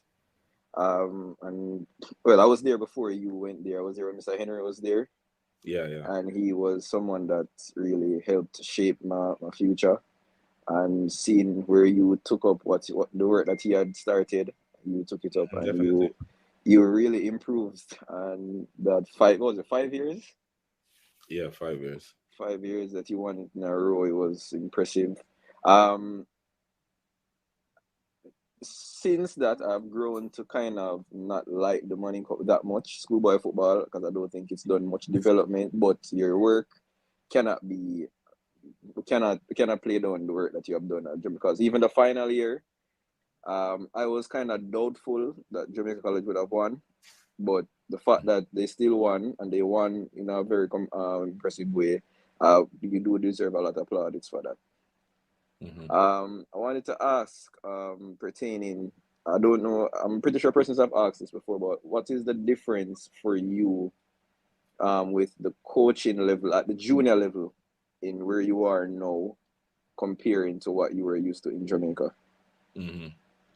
Oh, very good question, man. And here in Qatar, you have if you don't have maybe a UEFA A license, you can't coach not even the under 14 here.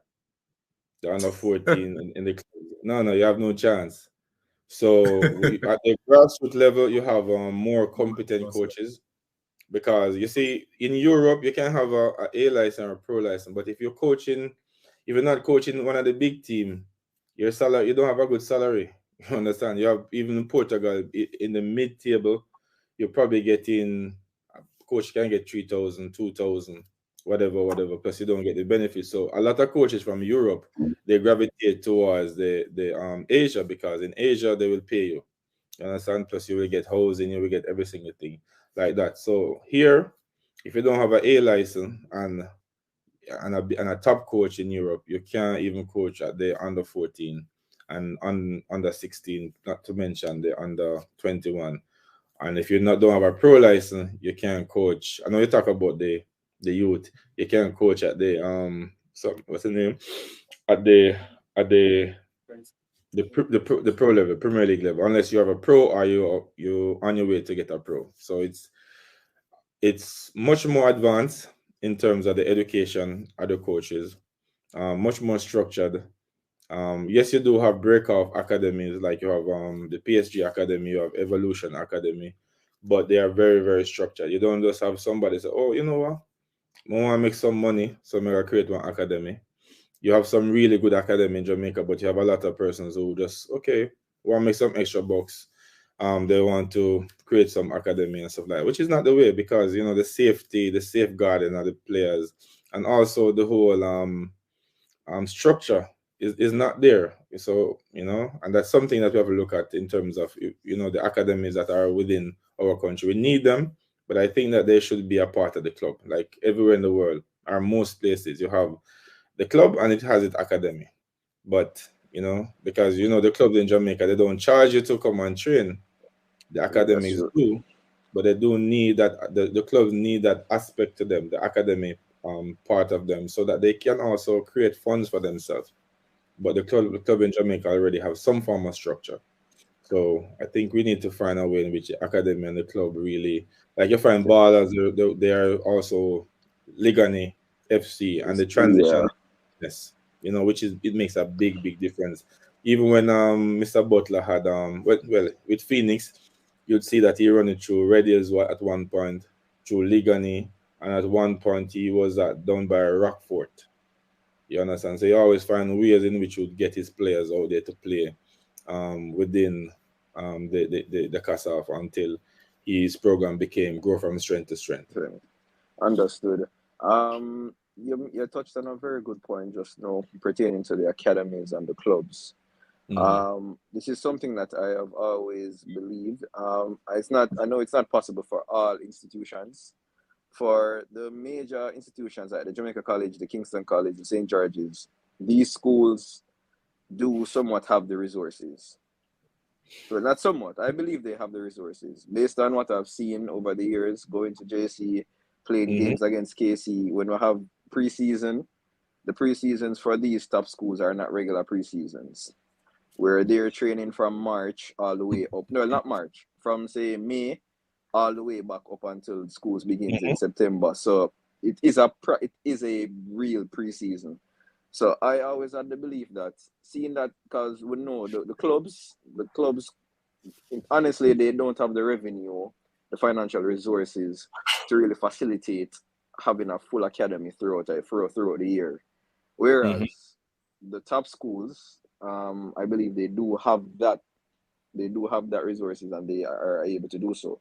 So what I was always wondering if it's a possibility where schools itself could have like an academy theme to them so that Hmm. players can be housed throughout the entire school year. Their training. So even when Money Cup is finished, even though you play a final Saturday night, Monday morning after training, after school, you're going back to training again. Monday morning, Monday afternoon, you're going back to training. So I always believe that because my biggest belief why track and field is so successful in Jamaica, and you can attest to this, you were at JC. A lot of persons will say that track season is only from January to March to champs time. Mm-hmm. Well, they don't know what's going on in the background because the Mm-hmm. athletes actually start training even before school starts.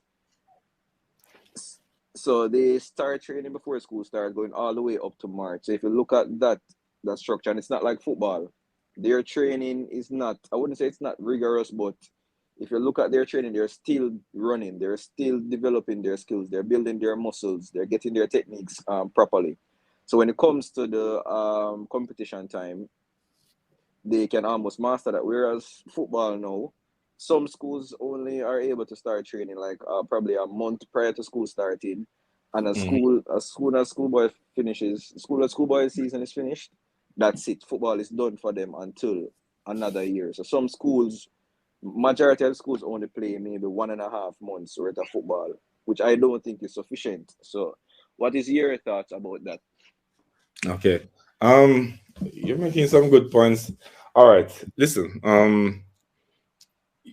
You see, when it comes to the football, it's very difficult for that to happen within the schoolboy, in terms of a school to take that responsibility, based on the mandate. It's an extra curriculum activity. That's the first thing.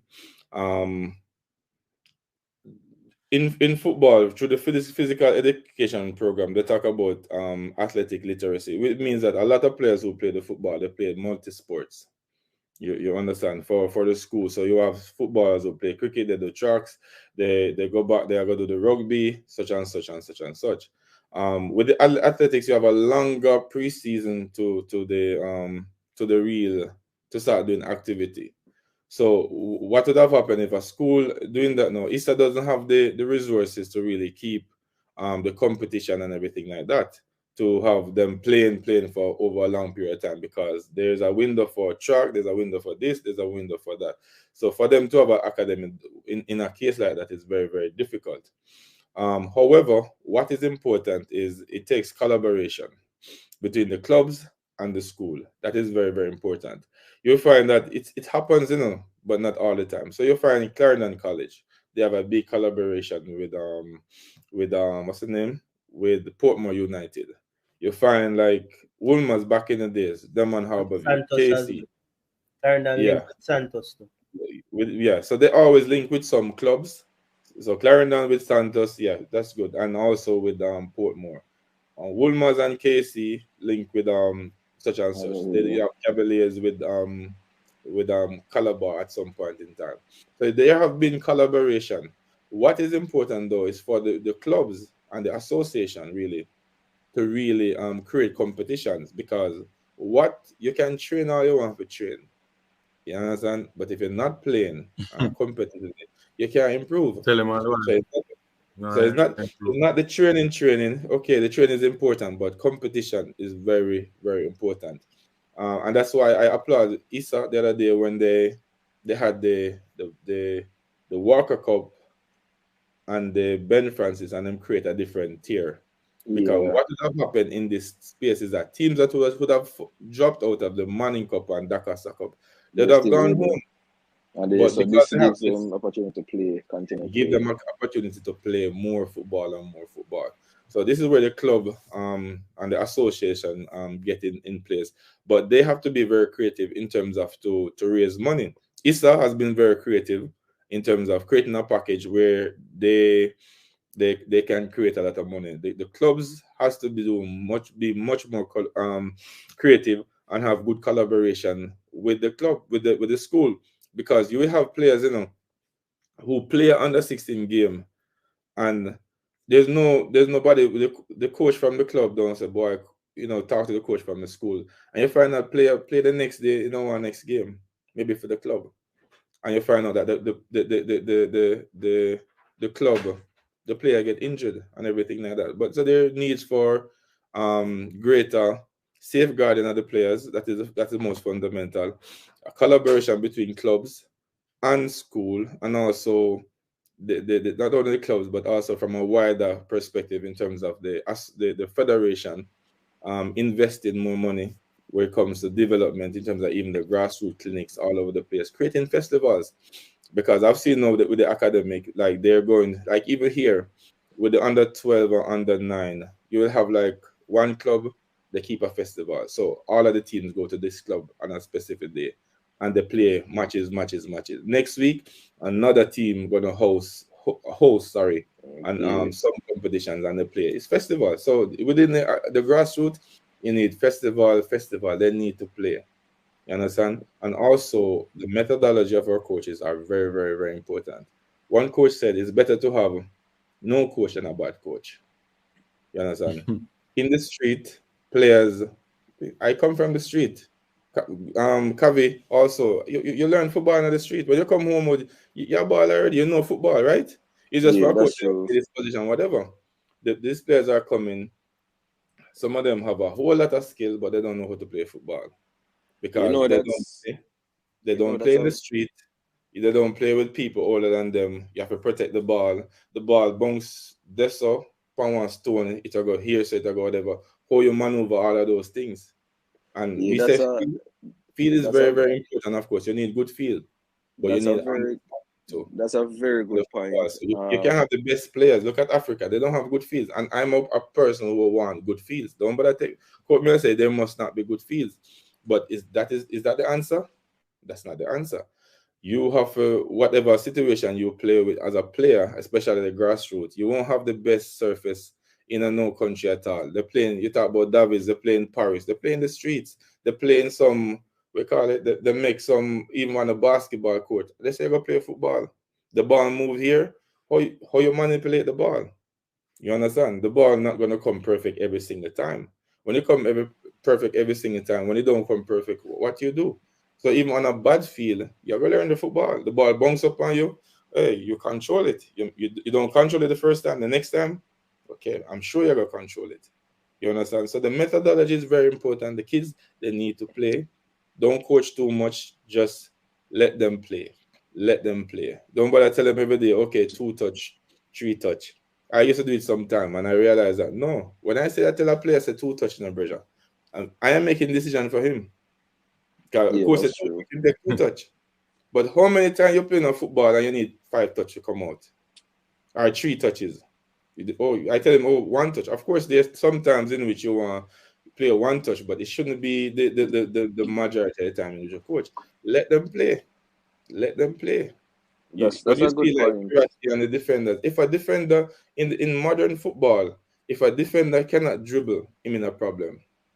If a man press him and him assess the press and say, look, the only way I'm gonna get a pass is like him have to dribble feint and pass him. He cannot play. He cannot play. You can't play wing back and you can't dribble.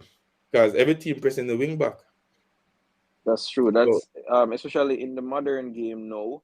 We what you just said, it's a very because if you look at even Man City right now, it's Pep. 'Cause Man City is my side, so I watch them more than anybody else right now. mhm.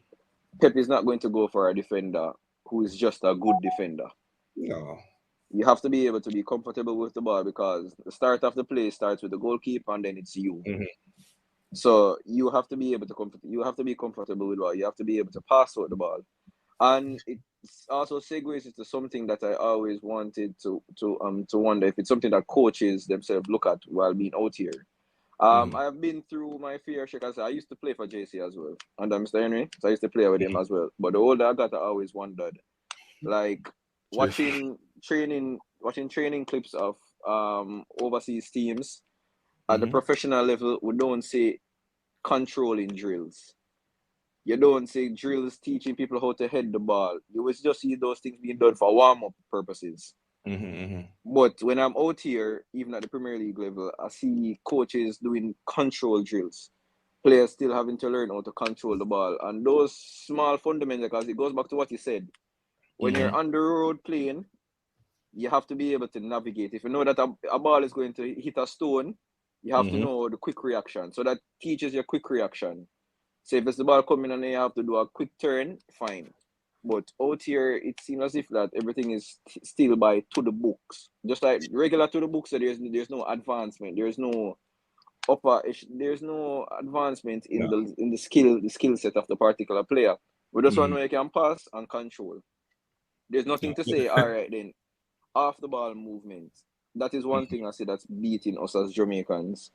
You see with CC, always Even though I'm a JC fan, I was actually bringing CC to win everything this year.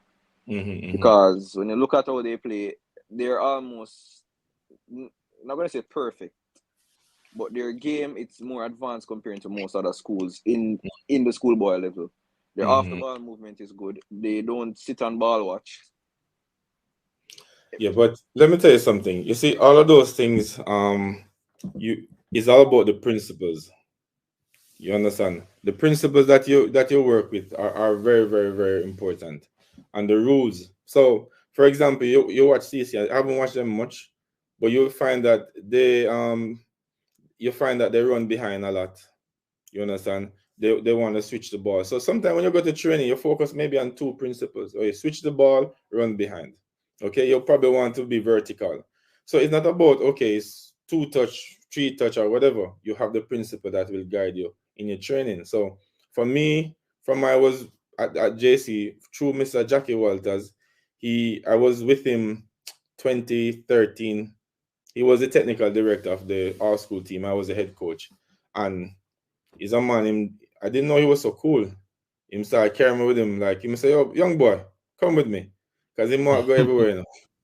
And he carry me on the road, and I say, "Oh, you know anything about tactical periodization?" I said, "No, sir." What do you mean? I said, "Yes, sir, man." I said, he talk, and he asked me. I said, "No." I said, "Sir," again. He said, "Look here, man." And him go and talk anyway. And I say, "Yeah, man," and he tell me certain things about tactical. So when I delve into that now, the tactical periodization now, I start realize, boy, you have to teach principles. You understand? From a defensive standpoint, or compact, okay, you know, or your shift, you know, different type of principles in terms of how you defend, the attacking principles, the transitional principles. Those are the things that you have to really think about and teach. So you not gonna tell them, "Oh, go and control the ball." No. You probably say, "Oh, yeah, switch the ball."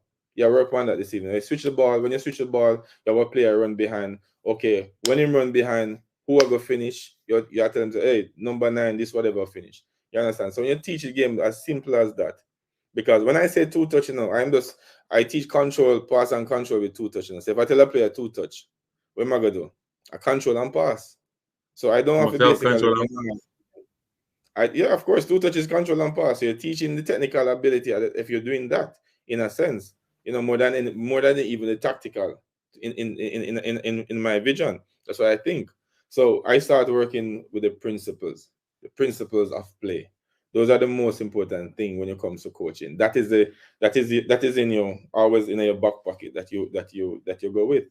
You understand? Or you lose the marker, or you off the ball, off the run, whatever. So you focus on the principles. So for now, what I've been doing, like doing the pro license course and everything like that, the big thing is about now twin topics. So if I go to training, so for example, I'm teaching low block. In the same time, my assistant coach must be looking at penetrating the low block. So we work at twin topic. So rather than just, okay, we're defending the low block. Okay, if you're defending the low block, what the next team will do? They must be focusing on now penetrating the low block. So in that training session now, you will have you working on 2 different principles than just one, and everybody is learning in the same time. So those are the things in the advanced level now. That's what the coaches then will do now. My assistant coach is like, it's a match versus him, you know, because I'm doing the low block, and him have to push the team. When I stop to correct a young man, or when I stop in terms of maybe you get 20 seconds break, in terms of the sets, and I'm talking to them, he has to be talking to the next team in terms of the principle. And you probably see a moment where that has passed, and he probably talk to the player, because you can talk to the player while he play, or you know, you must teach them too. So this is how, you know, you get the best out of all the training session. And this is how I believe if we can work on the methodology of how we work, of how we coach within Jamaica. Not saying it's not being done, you know, but if we work more, if we plan more and prepare more for the players, because I've gone to training session and I'm there as a coach. I'm just, because I love going to training session. At 30 minutes, the coach is not there. Players are doing whatever they want to do. You know, they come, the coach come on time and start prepare. No, from Mr. Clark days and Coach Watson days, I start coaching, I am there like half an hour, 1 hour time before. when the players them come, I'm 19 years old, and when the players them come from my gully high school and reach at the field, the warm up and everything prepare a long time. When I'm at JC, if I 3:30 training, by 3 o'clock, everything prepare already. Every single thing. When the players them come, I'm not putting down one cone. Maybe for the last activity or whatever. But it's about preparation and getting their mindset in terms of, oh, a coach is serious. You understand? Yeah, that's true. Your Because job as a coach is to convince the player. If you can convince convince the players that you are serious about what you are doing, so serious that and you know what you do, and the plan we have makes sense. And it's not about just believe. The players them have to know, because once them start believe, they start thinking, you know. Them have to know, say, oh, a coach I gotta improve them. Then I gotta believe, say I gotta improve them, because once them start believing, then, you know, there's no thinking at all again. They must start believe. You want them know, so boy, you know. Yes, Mr. Mix. Good evening. Good evening. Yeah. Good evening, Siobhan and Mr. Cole. It's just I just have a little thing that I would like you to clear up, Mr. Coley. In regards to, because my belief is that Jamaica football suffer from two things, and I think it's coaching and players' coachability. What I mean by coachability is that the players are able to adjust to changes, way of play. I think those are the two biggest problems. However, could you give me a quick idea between coaching courses? What makes a coaching course different from another? Because in Jamaica, they are telling you about C license and B license and A license. And so what makes the B better than the C? What is, give me an idea what makes the difference, please. I would really appreciate this. All right, I'll tell you the difference. You say C license, grassroots. But the B license, you start looking at coaching youngsters, like maybe 10 to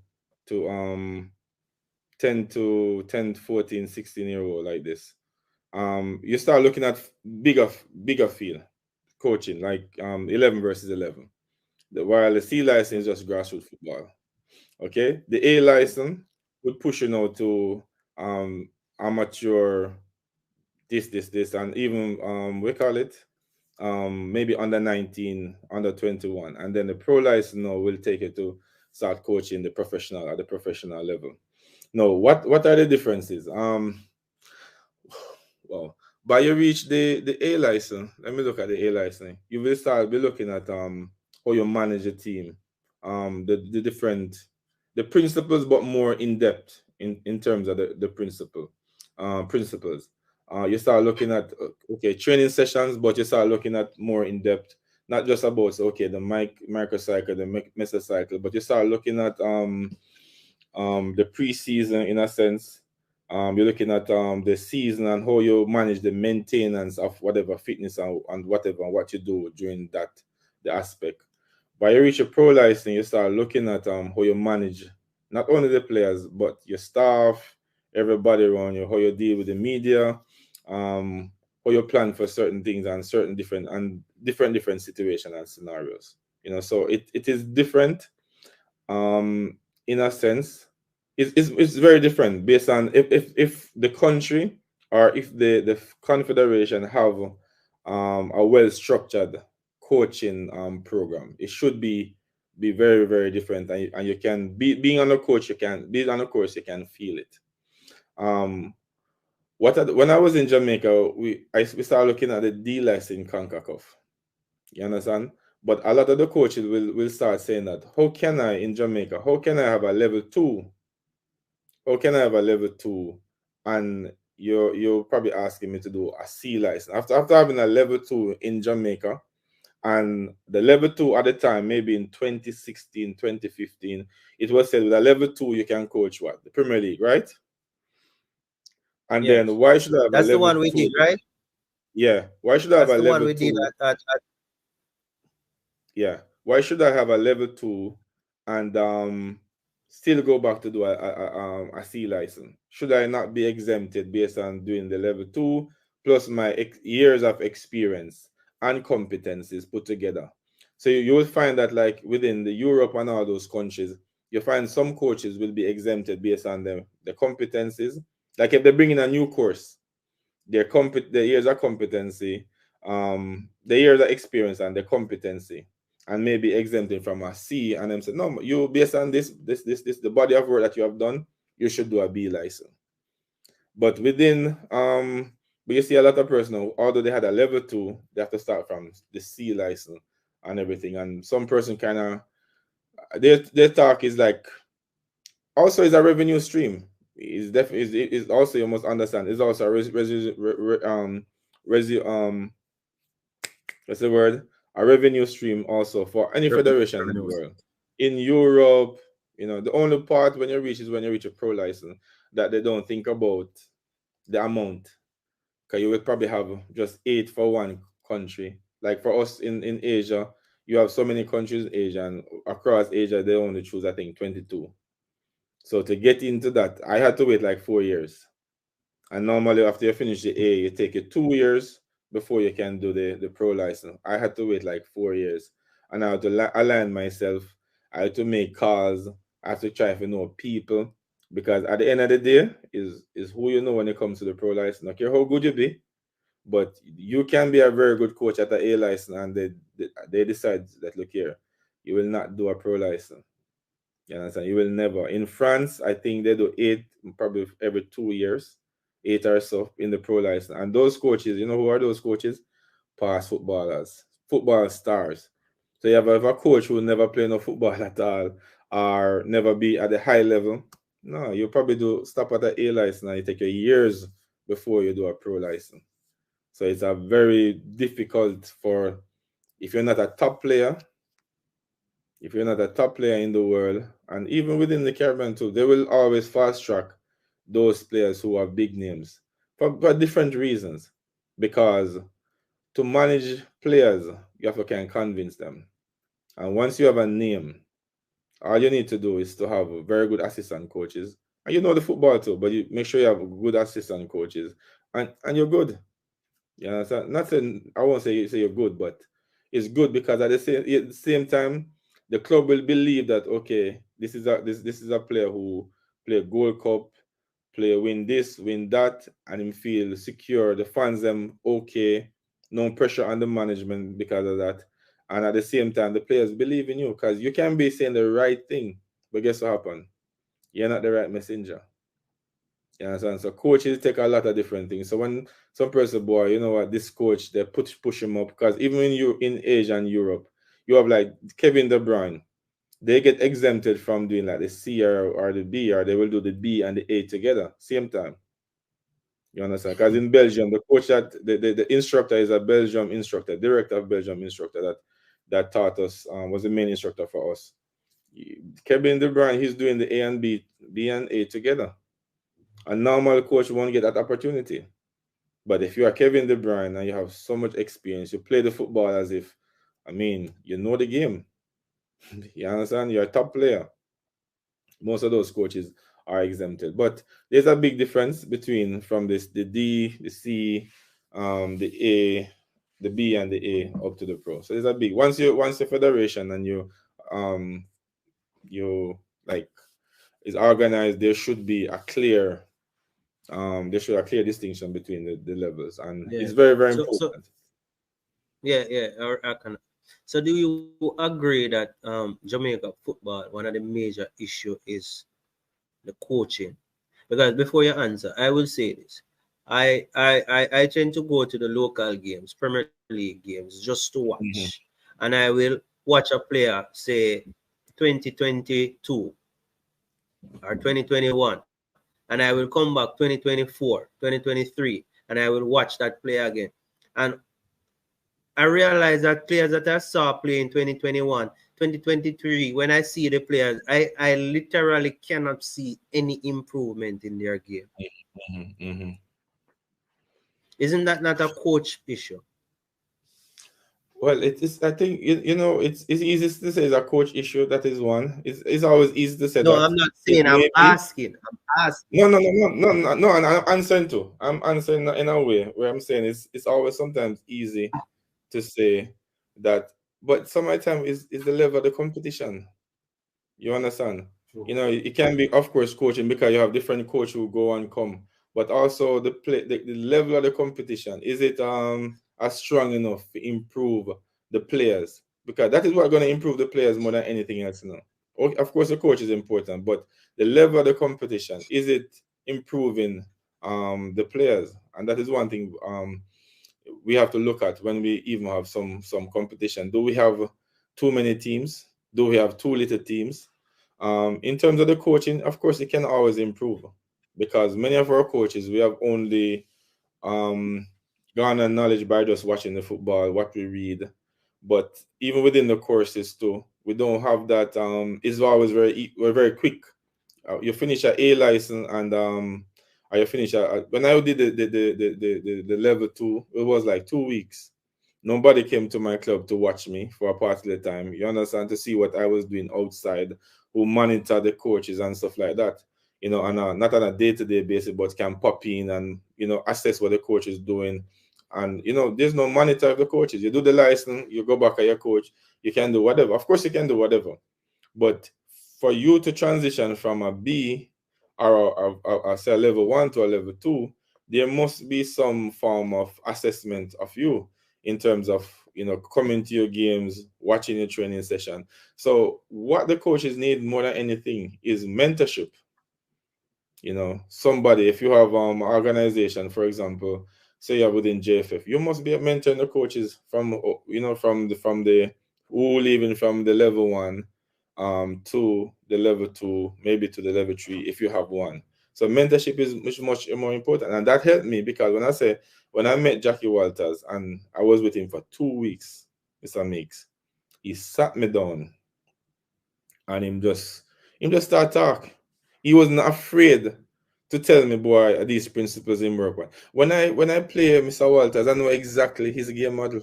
I played him in 2014. Him teach me in 2013. I know exactly how him play, because he was open enough to me to give me to invite me in. You understand? And tell me certain things, book for me that I'm supposed to read. He was always saying to me, hey, you know this drill with the 3 colors? Hey man. You know, so when it might tell me, so boy, that helps so much with the cognitive of the players, and also when you talk about transition and whatever. So I am there, and I'm a sponge, you know, because when I go someplace, I'm always a listener. I'm the least of everybody. So I am there just to, you know, get as much information. No, I'm telling you, that is my approach to everything. You understand? I'm just did that myself. Did you it? You know, although I come here for coach a Jamaica team, but you know, it was one of my biggest coaching courses. You understand? So I don't play when I sit around some coaches, you know, and allow myself to be mentored by them, because that is how you're gonna improve. You have a problem, you call a coach and say, "Oh, coach, what do you think about this?" You understand? Nobody thinks, boy, you know everything. You don't know. The more you know, the more you're into football, you realize you know nothing. You understand? Because what was good maybe 5 years ago, it changed. The football is changing. It's like fashion. It's changing, and it come back right around, and this. So the more you understand the football, you realize the boy, you know nothing at all. You know, so the coach must allow themselves to be mentored. That is one. A mentorship program must be in place. That's the only way the coaches are going to improve. Who assess the coach? You go to your club, you do whatever you want to do. You lose, you get fired, you go whatever. But are you improving? Who's there? What is the connection from you doing this course to the next course? There must be, and that's the difference between a Europe and maybe even Asia to in Jamaica. Because when I did level 1, nobody come. I never see nobody. When I do level 2, I just pay my money and go do it. Do they assess you guys over there as a coach? Of course. Somebody come and Sometimes, assess. yeah, of course. So they come. How often? I'm not sure, because they will just pop up. So it's not like I would say, boy, it's like every month. But sometimes you'll be at a training session and you finish, and the coach they want to see what kind of plan you have, what were you working on, stuff like that, and we have some discussion. And then you will have, for example, you will have always have homework. So once you're in the program, you're gonna have homework. And so when you reach level 2, you have to provide a certain amount of the next level, you have to provide some amount of homework. So, for example, you have a video like 8 sessions. So when you come to the next level, that are your first assignment. You understand? To video, like you're not gonna show the full session because nobody can watch that.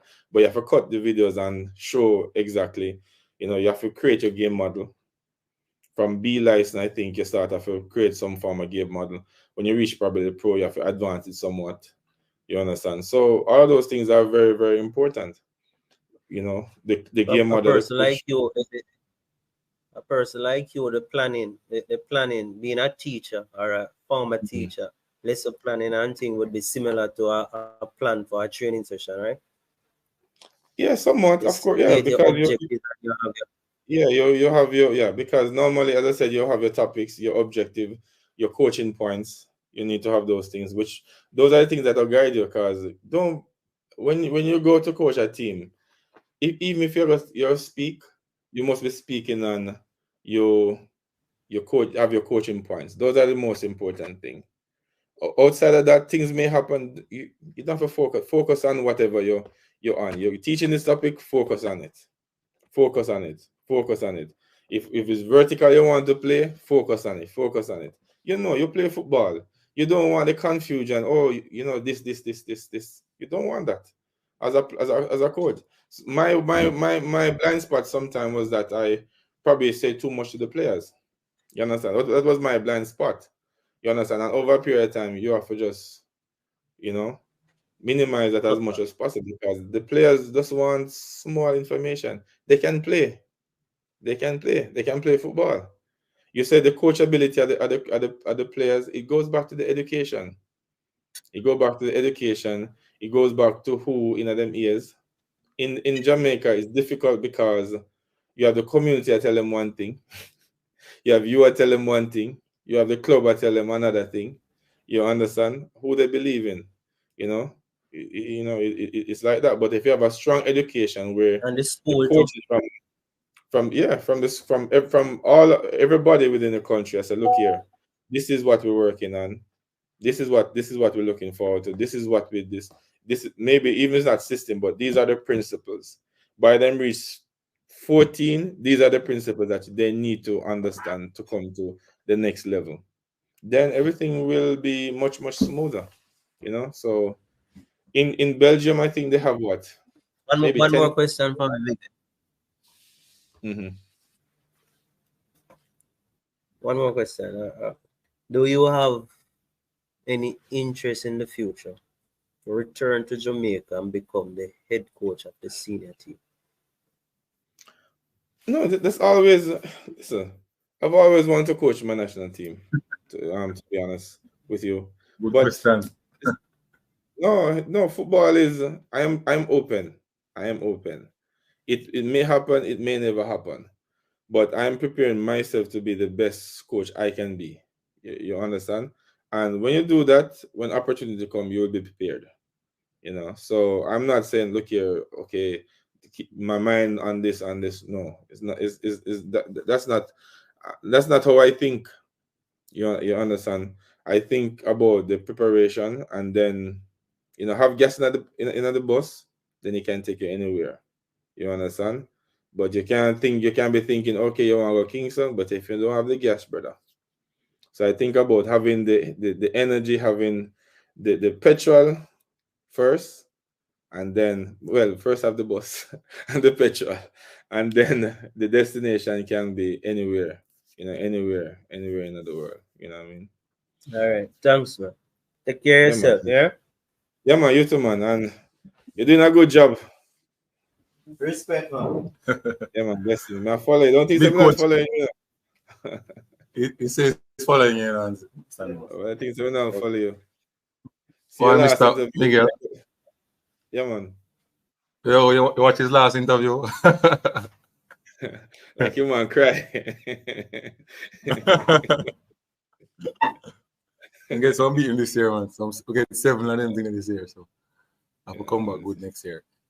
Anyway, Like it was you learn more than you last. 2 hours and 30 minutes, you know.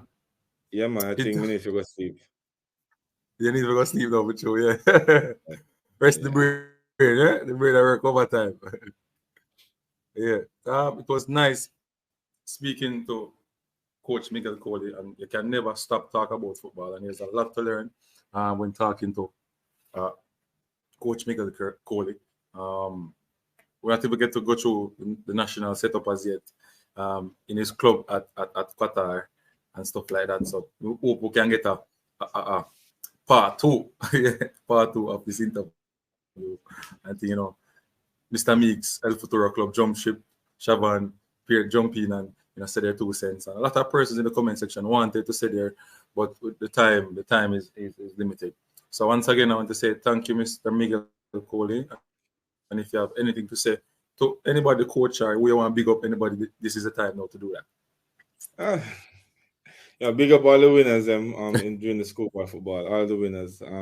It's difficult to win anything.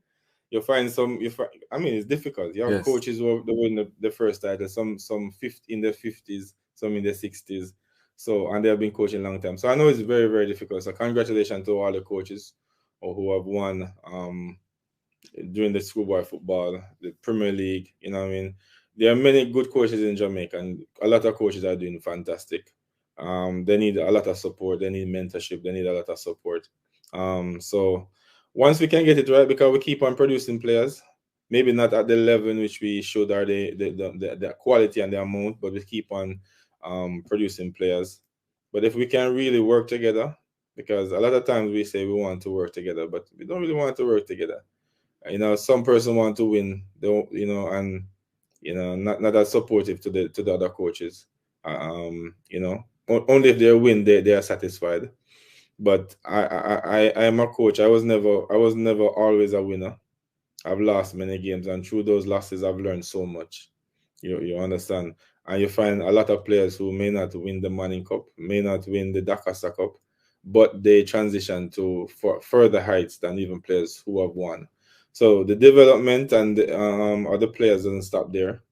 You have players who are late bloomers, and from a national point of view, I've always thought that you must have room for the late bloomers. So like in some countries, you will have, for example, under 14, you will have like the A team and the B team. You understand? And you will find out that by you reach under 20,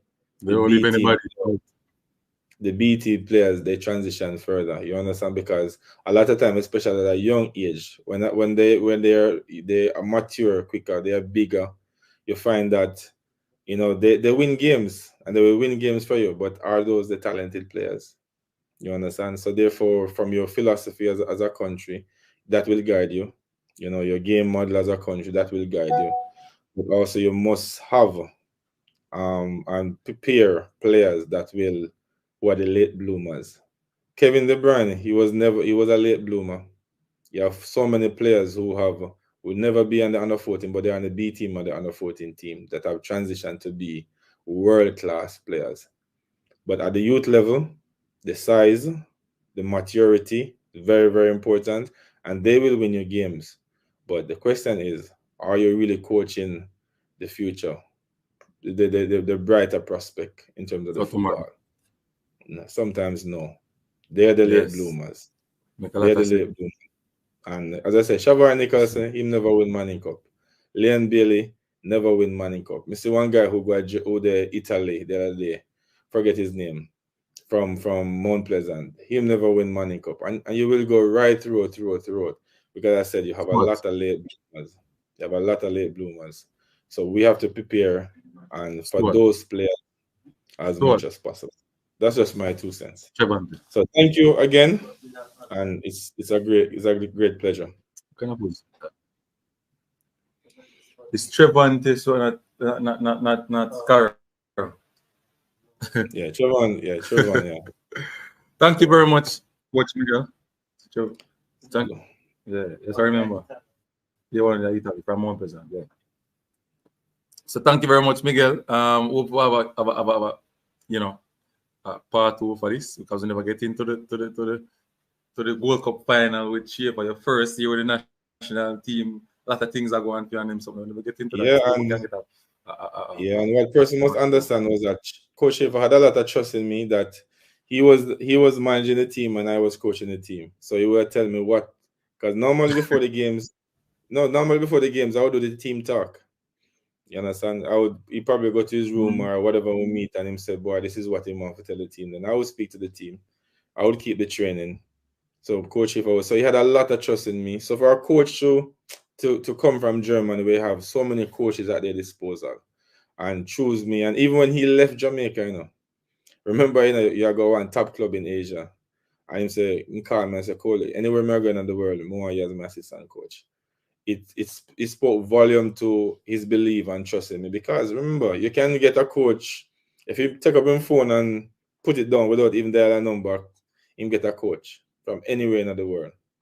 You understand? Because there's so many coaches in Europe, in Asia, whom we could have brought, and he brought me here. You understand? So it spoke a lot. It spoke volume to the trust and the belief in a little youth from Miguel Coley. You know what I mean? So yeah, man. You got thanks, Yeah, man, every time, man. All right. Thank you very much. And again, you can come on at any time on NC TV. So if you're on YouTube or you see I do some show, you can jump on, see me and we can talk. You understand me? Yeah, man. Yeah. But still out of the politics, though. Sometimes you have some politics talk. Still out of that. Politics. Football is politics. Respect. But yeah, man, that's definitely. No politics for me. Cool. And you can also come on to, if the plan B, you can come on and come promote your bad do it them, your poems, bad poems, eh? I'm listening to some of them on Amazon, Not Amazon. And Audio Mac. Oh, okay. I need to put out some more, a lot, but the time, Time. Yeah. I see some on YouTube too as well, them bad. We try, we try. Yeah, bad. You have to be crazy. Crazy if we make it, All right, respect. Yeah, man, every time. So people, there have it. From Jamaica, from Miguel Coley, Miguel Coley, reaching to the higher heights. Professional diploma coaching course. No, he's a pro license coach. What are you waiting on, Jamaican coaches? You can step out and get yourself qualified. Unseen, looking to do it. It's your time. I'm going to be out. Unseen, one scene, always on the scene. I'm out here.